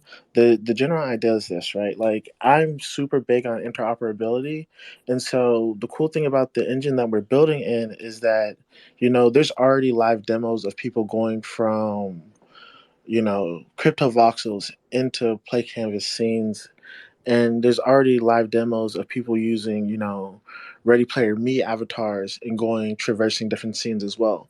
And so my general idea is that, we want to be as interoperable with everything that's being built on Cardano. So if there's one project that's using that style of avatar, we want to make sure that we can incorporate it as well. I like that idea. I'm a big fan of interoperability. I think it's the key to the future of crypto. We can't keep fighting each other and just going to get nowhere. So I like the idea that projects are working with that in mind, right? Because you could start a project and not have that in mind and then have to scramble at the end, because that's the way things are going to go eventually. I'm glad that you are thinking about that now instead of later. And you know what else I like about Vince and his project is that he's got long-term consistency. Like, I like the fact that you've been doing it for a while and you're just keeping at it. Like, it's amazing to see. Like, I feel like there's not enough said of people who are just long-term in Cardano. Yeah, I agree, because projects like Vince, who there's the initial hype, right, for the drop, and then it all goes quiet. But little do you know that in the background he has a whole team of people doing a million damn things going on. So, it doesn't surprise me that that's what's going on with Vince. Oh, I I love appreciate the that. kind words. Totally love that. And like, were you there for the drop, Brian? When the Explorers drop, it was pretty cool. Like to meet with people like every so often to celebrate it, like a little new chapter. You know what I mean? It's like yay, and just like support a little and just be part of the journey. That's what I love about what NFTs allows to connect in that sense. Is really feel part of the journey. It's very fun drop. Yeah, being part of that community, right? And I think Vince has built a pretty strong community behind the Worlds Within. So why don't you tell me a little bit about the community, Vince? How do you see your community? Well, I have a community who is who is what's the okay. So the Worlds Within community, they are it. I man, they leave me speechless. Honestly, like, they have been supporting the project this entire time, and there's been a number of ups and downs when we've been working on things. They supported us when it took us longer to get our marketplace out, and then they also supported us when we had delays with our Nebula serum, and they've stuck with us.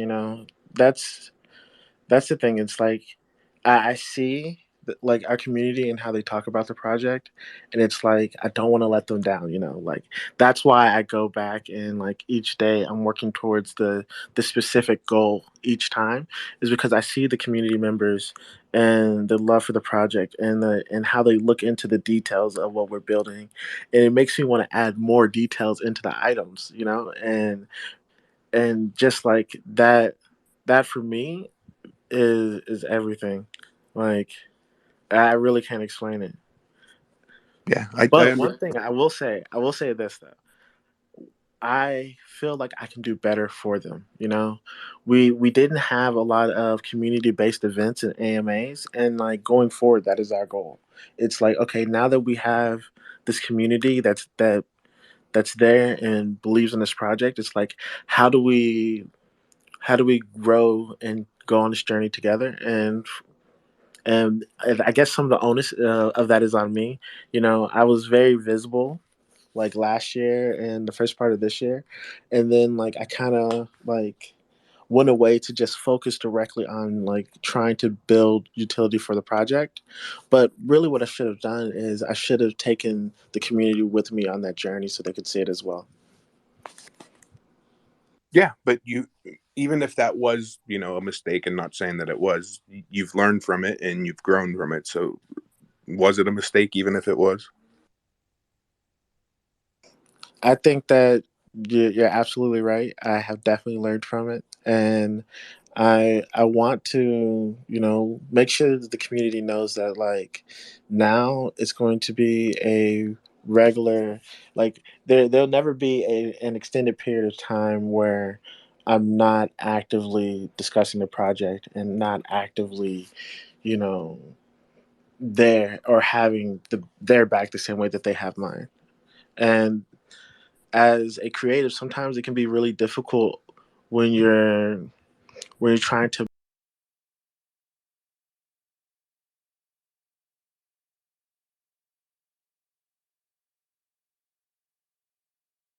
what planet could this be, or what. For me it's like I want to deliver on that so that I can see like what their imagination will allow them to create. Yeah, I like that. And anybody that has any questions, feel free to please come up and ask your questions of Vince. Vince, tell me, how many people are on your team now? We have 11 people total. So most people don't know the original Worlds team consisted of 5 people, um, 3 developers, one 3D artist, and a video editor. Now we've expanded to include a number of developers to help us continue to build. We have a number of products in Africa. I'm calling them products, but like we have a number of like applications that we've been working on to eventually integrate into Worlds, and it's just been like a really long journey for us, honestly. Right now, like I've been talking about the web based game engine Play Canvas. We hired a support engineer from the Play Canvas team to help us build Worlds as well. Like we do.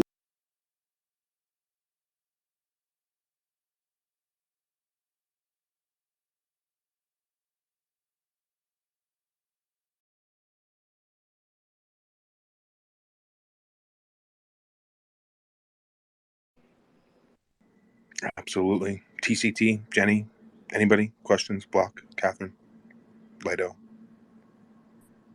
I'd love Yam. to know. Yeah, I'd love to know more about the like. So I've not actually seen. This is terrible of me, but I've not actually seen one of the worlds recently. So and actually, this could be even answered by you, Hero. It's like, what do they look like inside now these days, and where can I click a link to like see them? I know you said it's in wallets, but like, which wallet can I go to have a look at one? So the worlds themselves, like the original set, the policy ID has closed on them, and so we can't modify the original worlds. Anyone that's been following our devlogs, we talk about the process of terraforming, where if you have nebula serum, you'll be able to burn your nebula serum to get a version of the world in which you'll actually be able to modify. And so we've been working on this for a long time, and we have 2 versions essentially. Um, Basically the process is you have your worlds within an NFT and you have your nebula serum, you put them into a transaction, you send them in essentially. We're gonna burn your nebula serum and then give you a upgraded world, which is gonna have close to modern graphics, right? And it's gonna come with this thing called the hollow chamber, which is essentially a empty room that allows you to create and build as however you see fit. And so the actual worlds we want to use for more so like people who want to explore like a solar system, but the hollow chambers are going to be the more traditional style metaverse room where people are decorating them and showing off their stylings. And that's the main focal point for our multiplayer that we've been working on for the past month or so. That's awesome. Where can I visit one? Because I remember visiting one last time and I was like so impressed. Worldswithin.io.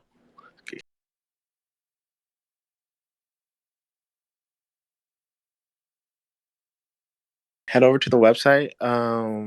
We have the viewer, which allow you to where you can input any world number and view it. We also have our demo where you, if you connect your wallet, you'll be able to see the system essentially, and then those are visible for everyone else.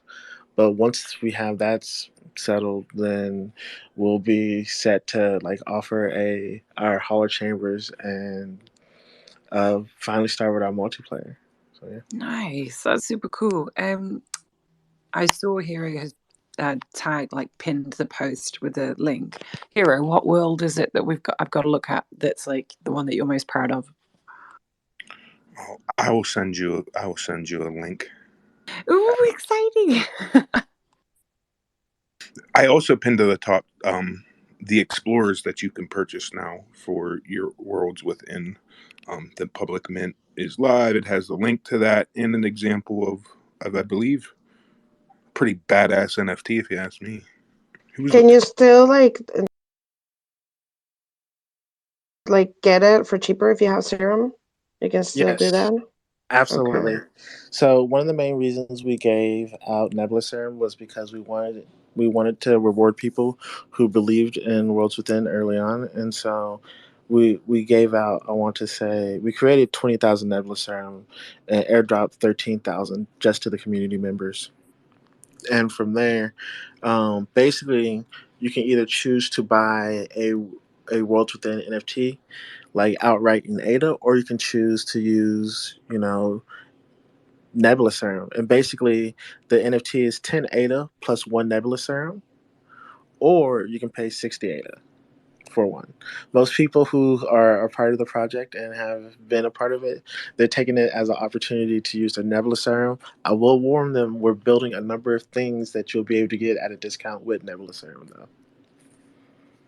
So, yeah, I mean, I just want to say, I'm learning a lot. I noticed the serum, and it's pretty cool, kind of like catching up and seeing like all that you've done since the time I really looked into it. It's pretty awesome. Unfortunately, I have to jump out real quick, but I'm definitely looking forward to digging in more and seeing this, seeing what else you come up with, Vince. This is pretty cool. Thank you, TCT. I really appreciate the kind words, man. Also, are you going to be at Consensus as well? I wish, man. I might not make it to Consensus. I'll be down in Palm Beach this week, probably, but probably won't make it to Consensus. I'll send Riley in my place.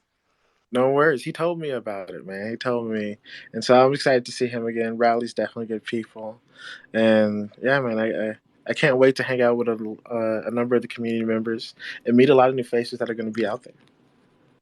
Consensus is the half-year jam before Rare Bloom. It's going to be a really good. I'm excited for Consensus.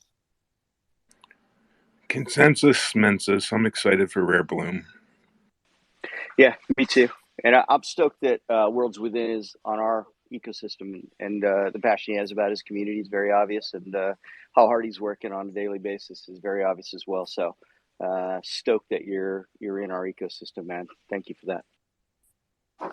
Yeah, Vince, where you talked about having more AMAs and that type of thing, where can people go to find out more about your project? worldswithin.io, obviously. I know you have a Discord, but where are you going to be doing these AMAs and type of things so people can look into that? Because you've done a lot since the last time I looked into the project. I kind of knew what I could do with my Nebula Serum, but to be honest, it's hard for me to keep up with every NFT project that I own. So I'm really glad that you came today and kind of updated us. So it got me caught up, right? So I'm gonna go get me some explorers. I'm gonna go transform some worlds. Like I'm ready now. I'm ready. So to stay updated with the project, I highly recommend following us on Twitter, and our Discord link is on the Twitter as well. Now we started doing AMAs in Discord, but what we're gonna do is we'll probably have a space once a week that's about 45 minutes to an hour long, that discusses everything that we're building with Worlds, along with a Discord AMA or a discussion to follow up with it. That's great, Vince, because there's people like me. I can't keep up with Discord, so I spend more time here on Twitter, and I like to keep up. and be part of the community too, you know? Like, I feel like I miss out a lot of projects because the community just happens there on Discord. And I used to have time for that. I don't have time for it anymore. The more projects you support, the less time you find to be able to like just be on Discord, you know what I mean? But kind of Twitter is just all out here. We're all out here. So it's like cool if you bring it out here for us to participate too. Absolutely. I definitely agree with you. Discord is definitely a closed ecosystem where with Twitter, you know, it's almost the same as like being outside, you know, where you're able to just roam and see whatever's happening on the internet. Yeah, so I have a question for you, and I'd like some feedback on this because it's kind of something that you're doing, right? I started this NFT adoption alliance, right? And one of the ideas that we have been tossing around is building a website for all of Cardano NFTs, right? So that you could go in and put what events you have coming up outside of Discord. You know, and there will be a specific place for spaces. Like, so you're going to have a space once a week at this time. You would be able to go in and fill that calendar out for you to have that. So it's a central place of information for people to go to find out about where you're having AMAs about projects and that type of thing. What's kind of some thoughts on that?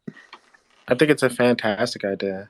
I think that, you know, it sounds a lot like Ada Cafe, but for everyone. So definitely, and I've been to you guys' website a number of times, and that's where I go to figure out, you know, the times for spaces in particular. So, but if you're offering that as an application for everyone, where everyone can go and announce whatever they're working on, that sounds great to me. Yeah, I think, you know, you have sites like Jamie runs her advertising site where you can go find out about a drop. But what if, you know, Goats is having a AMA or they have their monthly tribe talk? I'm sorry, but I can't keep up with every project that I'm involved with, but maybe I have time to jump into one of your Twitter spaces because I'm on Twitter all the time. But I'm not in your Discord to know about it. How am I going to find it? Right? So that's kind of how my thought process was, as being somebody who isn't in Discord 24/7.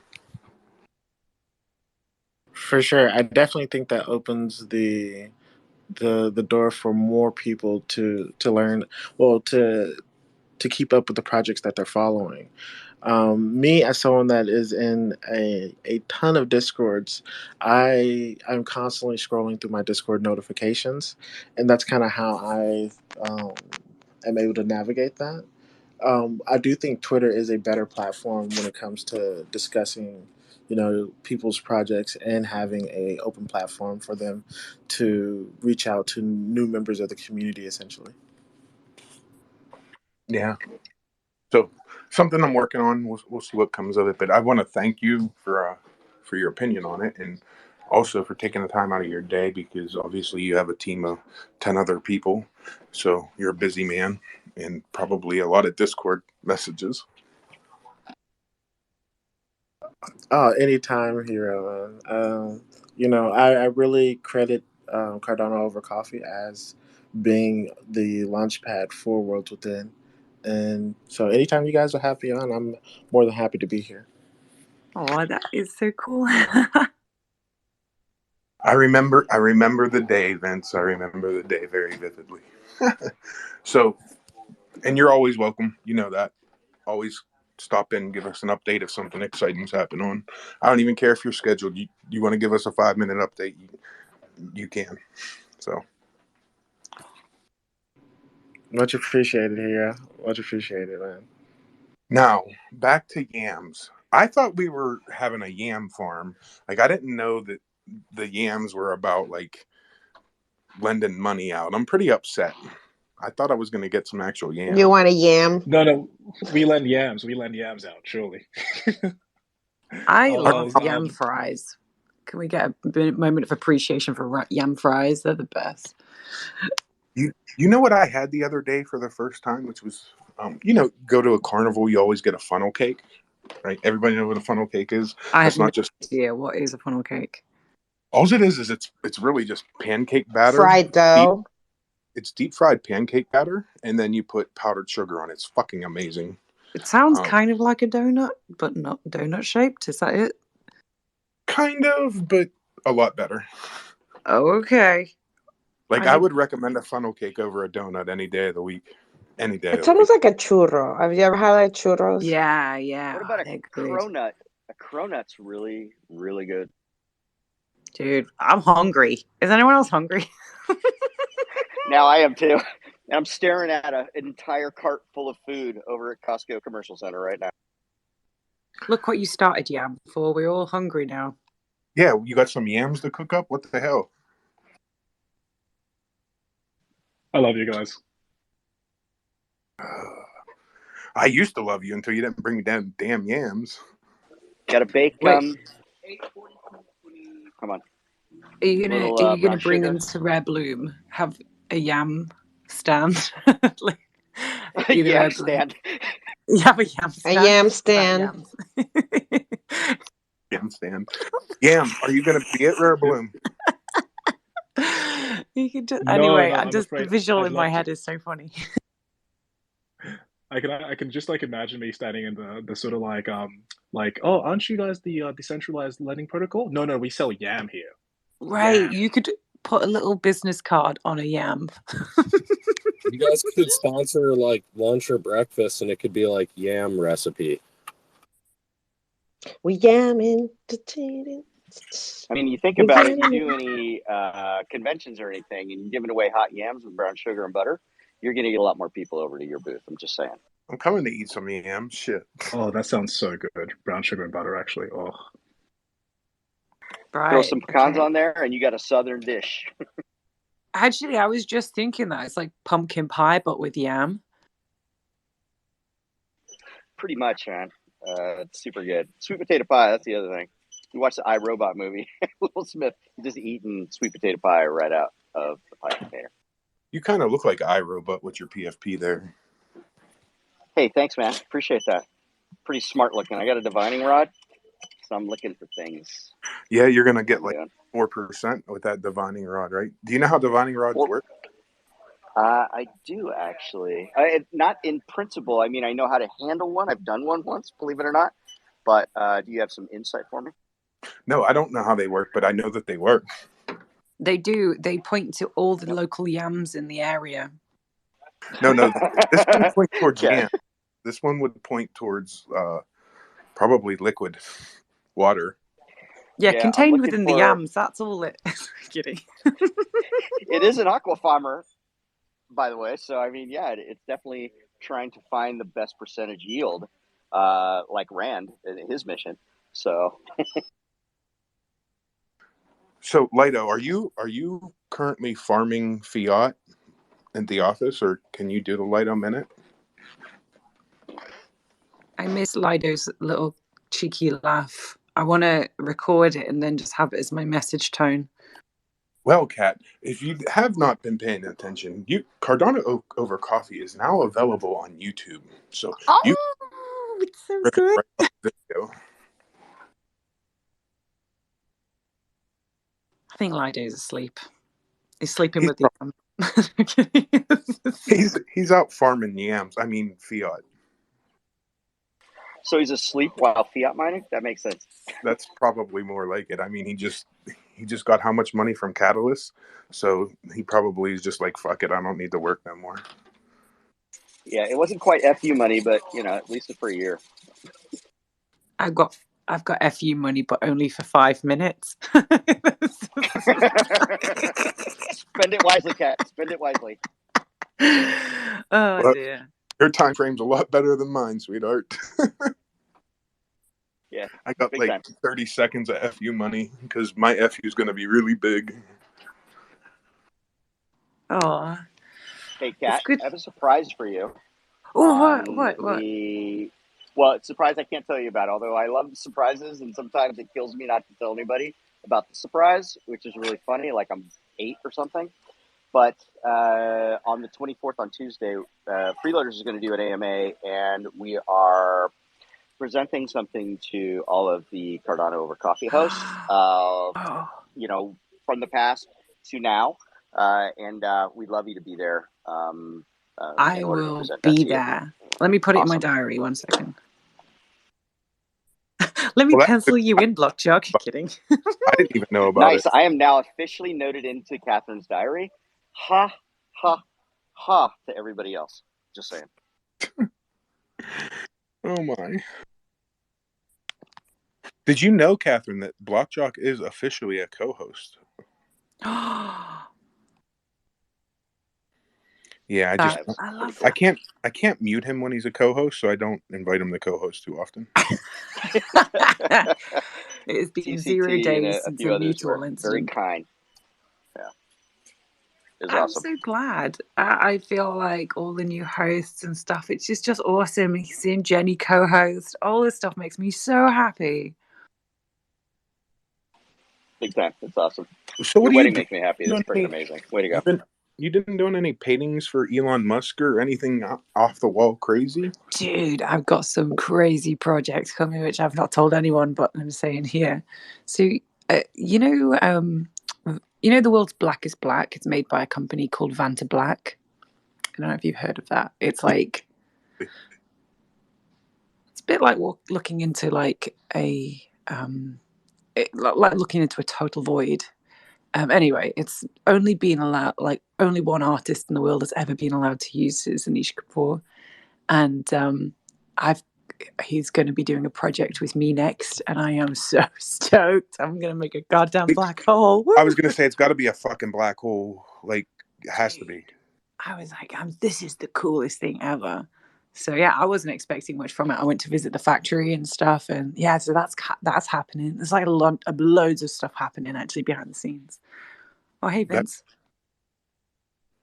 Catherine, I am amazed. So I'm a massive fan of the Vanta Black story, along with the Black 3.0 story. Like so much so that I have Black 3.0, the paint, and I used to paint like small items, Black 3.0 specifically because of how dark it was. And I don't know if you've done like any research about like how like the hunt for the darkest paint was and whatnot, but it's fascinating stuff, and it's amazing that you're going to be working with them. Yeah, I am so stoked to be bringing it. I obviously because I went to visit them and I did ask them about it, and the reason why they weren't able to make it publicly available is because you need a plasma oven to bake it. But it's and also they work on life-saving technologies and space satellite-based technology stuff, so they weren't able to make it for artists yet because they were just trying to focus on space stuff and saving lives. But they've scaled up production so that now they can work with other people too. It's just super exciting. So we might be doing a project that brings it to all artists and everyone. So like Vince, you could literally have actual Vanta Black soon. It's so exciting. Anyway, I'm definitely not allowed to say this stuff. It's so amazing. Good job it's not recorded. Oh shit. Kidding. It's not going to be on YouTube. I'll blur your voice and face. Yeah, that's it. Excellent. But yes, anyway, so that's super exciting. Yeah, like I've just got. I mean, one of the biggest things, obviously, apart from getting married as well, is like I'm moving to the US. Like, I'm in Canada right now, but I'm going to be in the US for like 4 or 5 years. So, hi guys, it's exciting. So you're coming to Rare Bloom, is what you're telling me. Hopefully. I can get you 10% off of your tickets. Use coupon code COC10 for Cardano Over Coffee. 10%. Well, 18th of October is my birthday, so I am going to be so drunk at Rare Bloom. Just saying. Oh, good. I shall definitely buy you a shot of tequila, my friend. Oh gosh! By the way, how is everybody still going with the E-word thing, or is that just when I'm around? Most people extraordinarily not late. We're extraordinarily not late. Most people don't say it anymore. We haven't really been. Oh, you we have to find a new word to make fun. I don't know. You have to figure it out. Yeah, I definitely. Blockjock's a good word to make fun of. Depends on how it's in context, I mean, if it's used, as a form of admiration, then I like it. Absolutely. Easy, go ahead. Yeah, good day. Quick question for Vince. So me and the boys are wondering when will the rarities of the explorers be available on CNFT tools? Because we're just all excited about it, man.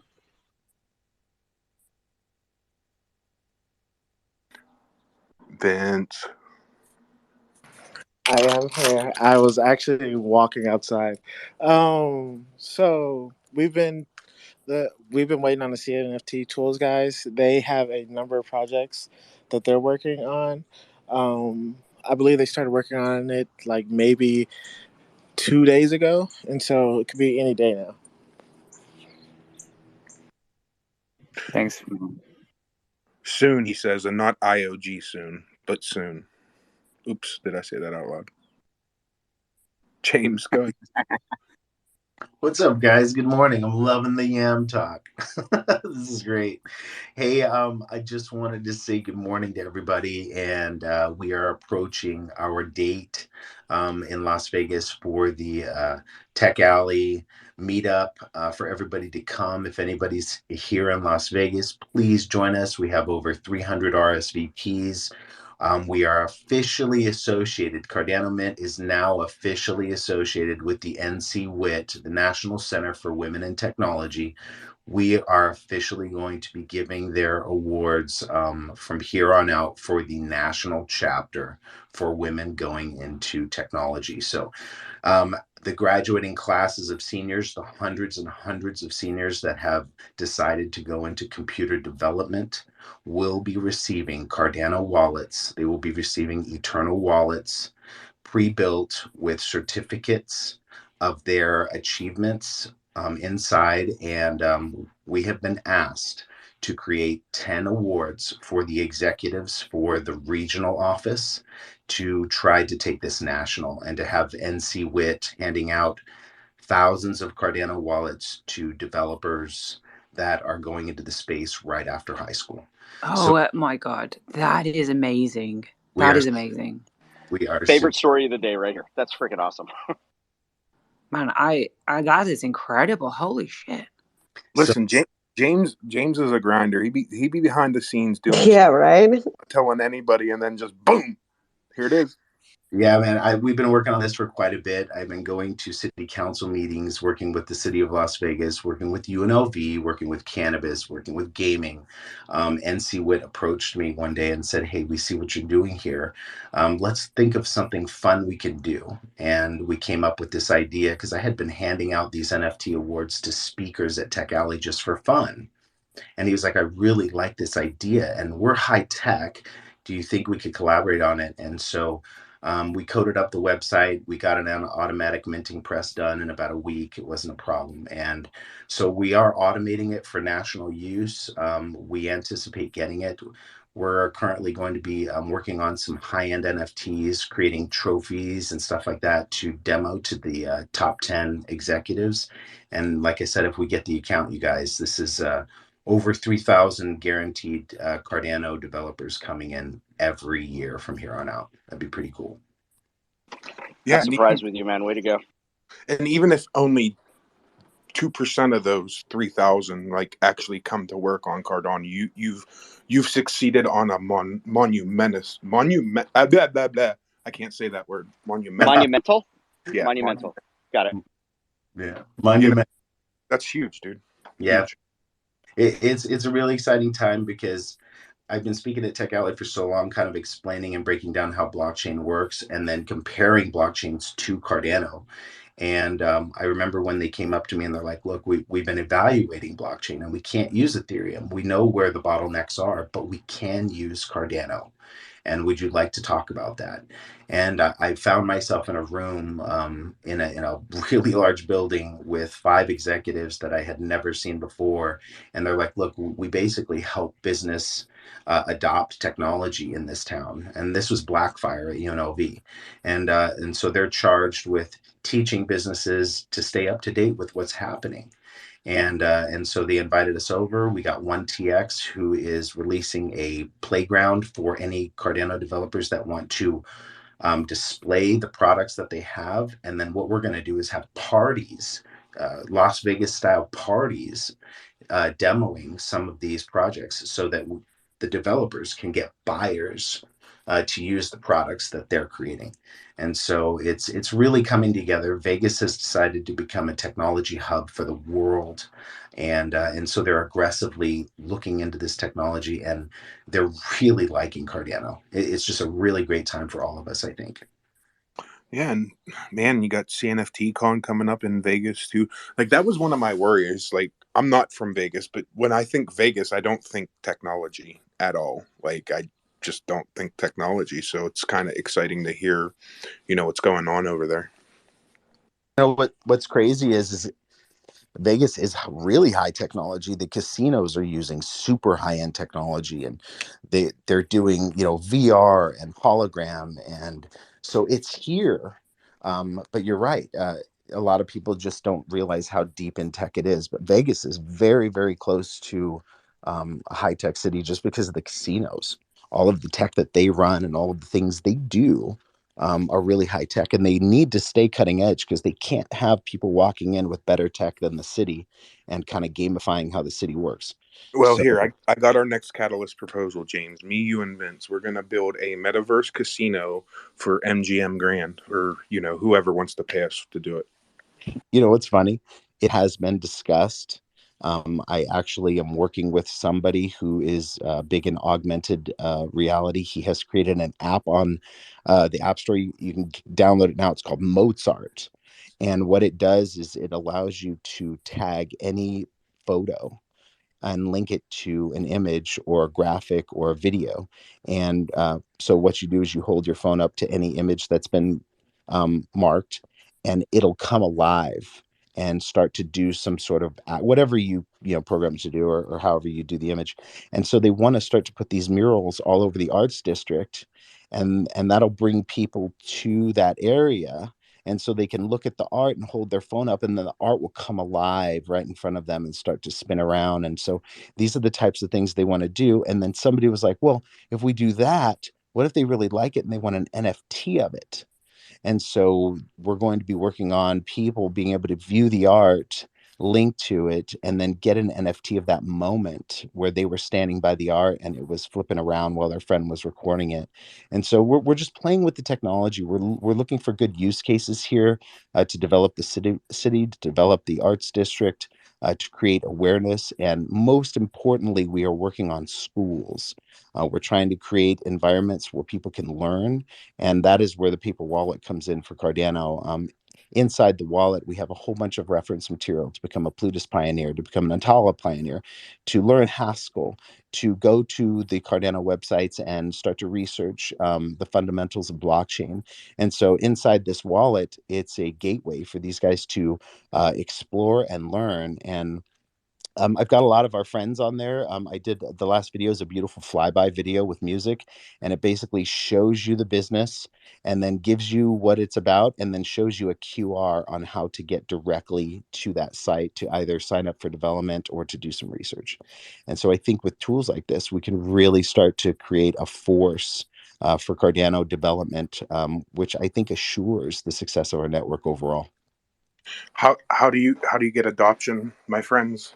Right there. That's how you get adoption in the long run. It's not a race, it's not a sprint, it's a marathon, and you start by doing things like James is doing. James, where can people help support you, find out more what you're doing, yada yada yada? The big thing right now is just attend the events, man. This is a social thing. If you guys are in Las Vegas, I would love to see you at Tech Alley on Saturday, the 21st. We have over 300 people attending. There's going to be food trucks, ice cream trucks. There's going to be a stage, balloons. We're actually, NC Wit is hosting the awards ceremony at Tech Alley. So we're kind of fusing together. Tech Alley is expanding into Reno. It's expanding into Denver. And all of these modules, the paper wallets, NC Wit, all of it, they all travel with Tech Alley. And so as Tech Alley expands, we just want to cross the entire United States and start to teach people Cardano. Awesome, man. So Thanks. please attend. Yeah, please attend. Obviously, I do have a stake pool. I'm always looking for good delegators. We like our support, but I'm not really big on shilling that. So you'll not really hear me do that very often. But if this is a good opportunity, I do have a stake pool. So you guys can research that if you want to delegate. That's great. What's your ticker? It's a mint, AMINT. Everybody deserves a mint. There you go. You could support James by staking to his stake pool. Amen. Terrible shill, guys. I hate doing that. I don't know why I hate shilling my pool. You're like me. How many times do you hear me mention my pool? Never, bro. And right now, when you're like, how can we support you? I was like, I should probably bring up my pool, but you guys are not big on that. So if you guys hear me now, it's going to be a rare thing. So thank you. I appreciate that. Oh, definitely. Even if you have, you have room for one more wallet, split that wallet off, because we all know that you can have multiple wallets, right? Go delegate to Amen. Hey, also, thanks. check out Lido for another pool. He does a lot of work for the community. Check out LidoNation.com. Kat, it was so awesome having you back. James, thanks for coming and kind of filling us in. Vince, amazing as always. And now I got to go find me some fucking yams to eat. So there's that. Oh yeah. Kat, anything you want to just kind of say? Yeah. So the obligatory, go and follow the pools that are impacting the community. And it's people like James, and it's people like Hero, it's people like Lido, all the other pools that are in here consistently showing up. Take your money off exchanges, put them in pools. It's beneficial for the decentralized network. Of course, look after yourself. Make sure you get some sleep, drink some water.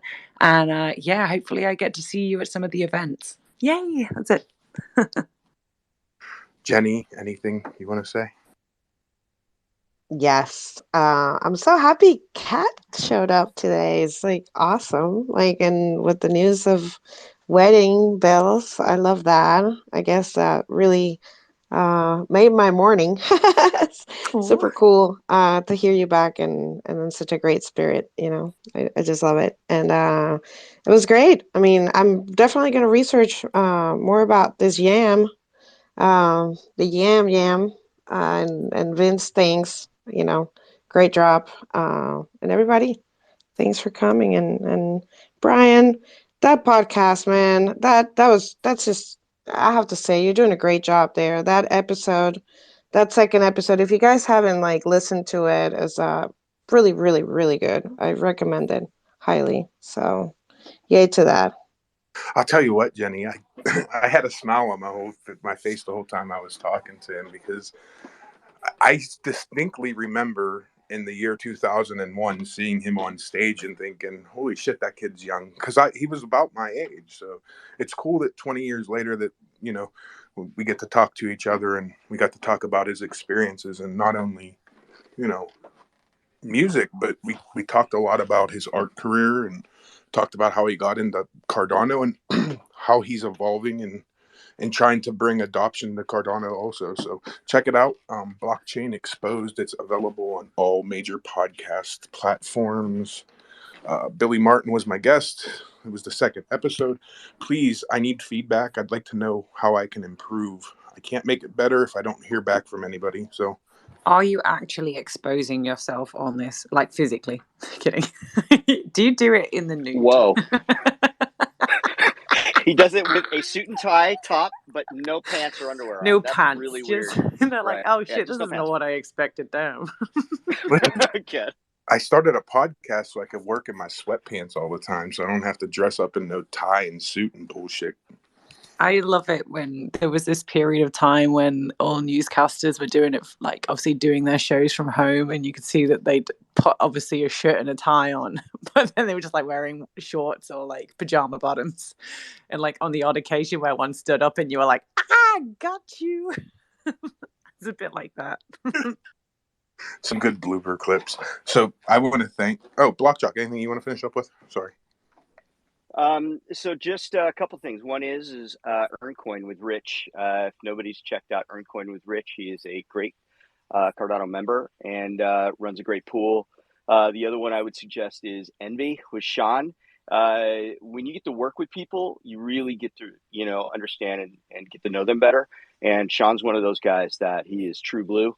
And if anybody is going to run a pool properly and make sure they mint blocks once he gets to saturation, this guy will. So, and I personally just put in a bunch of ADA into it, and I know I might not mint here, for a while, but it doesn't matter to me. I just want him to get to the point where, he's minting. So that's it.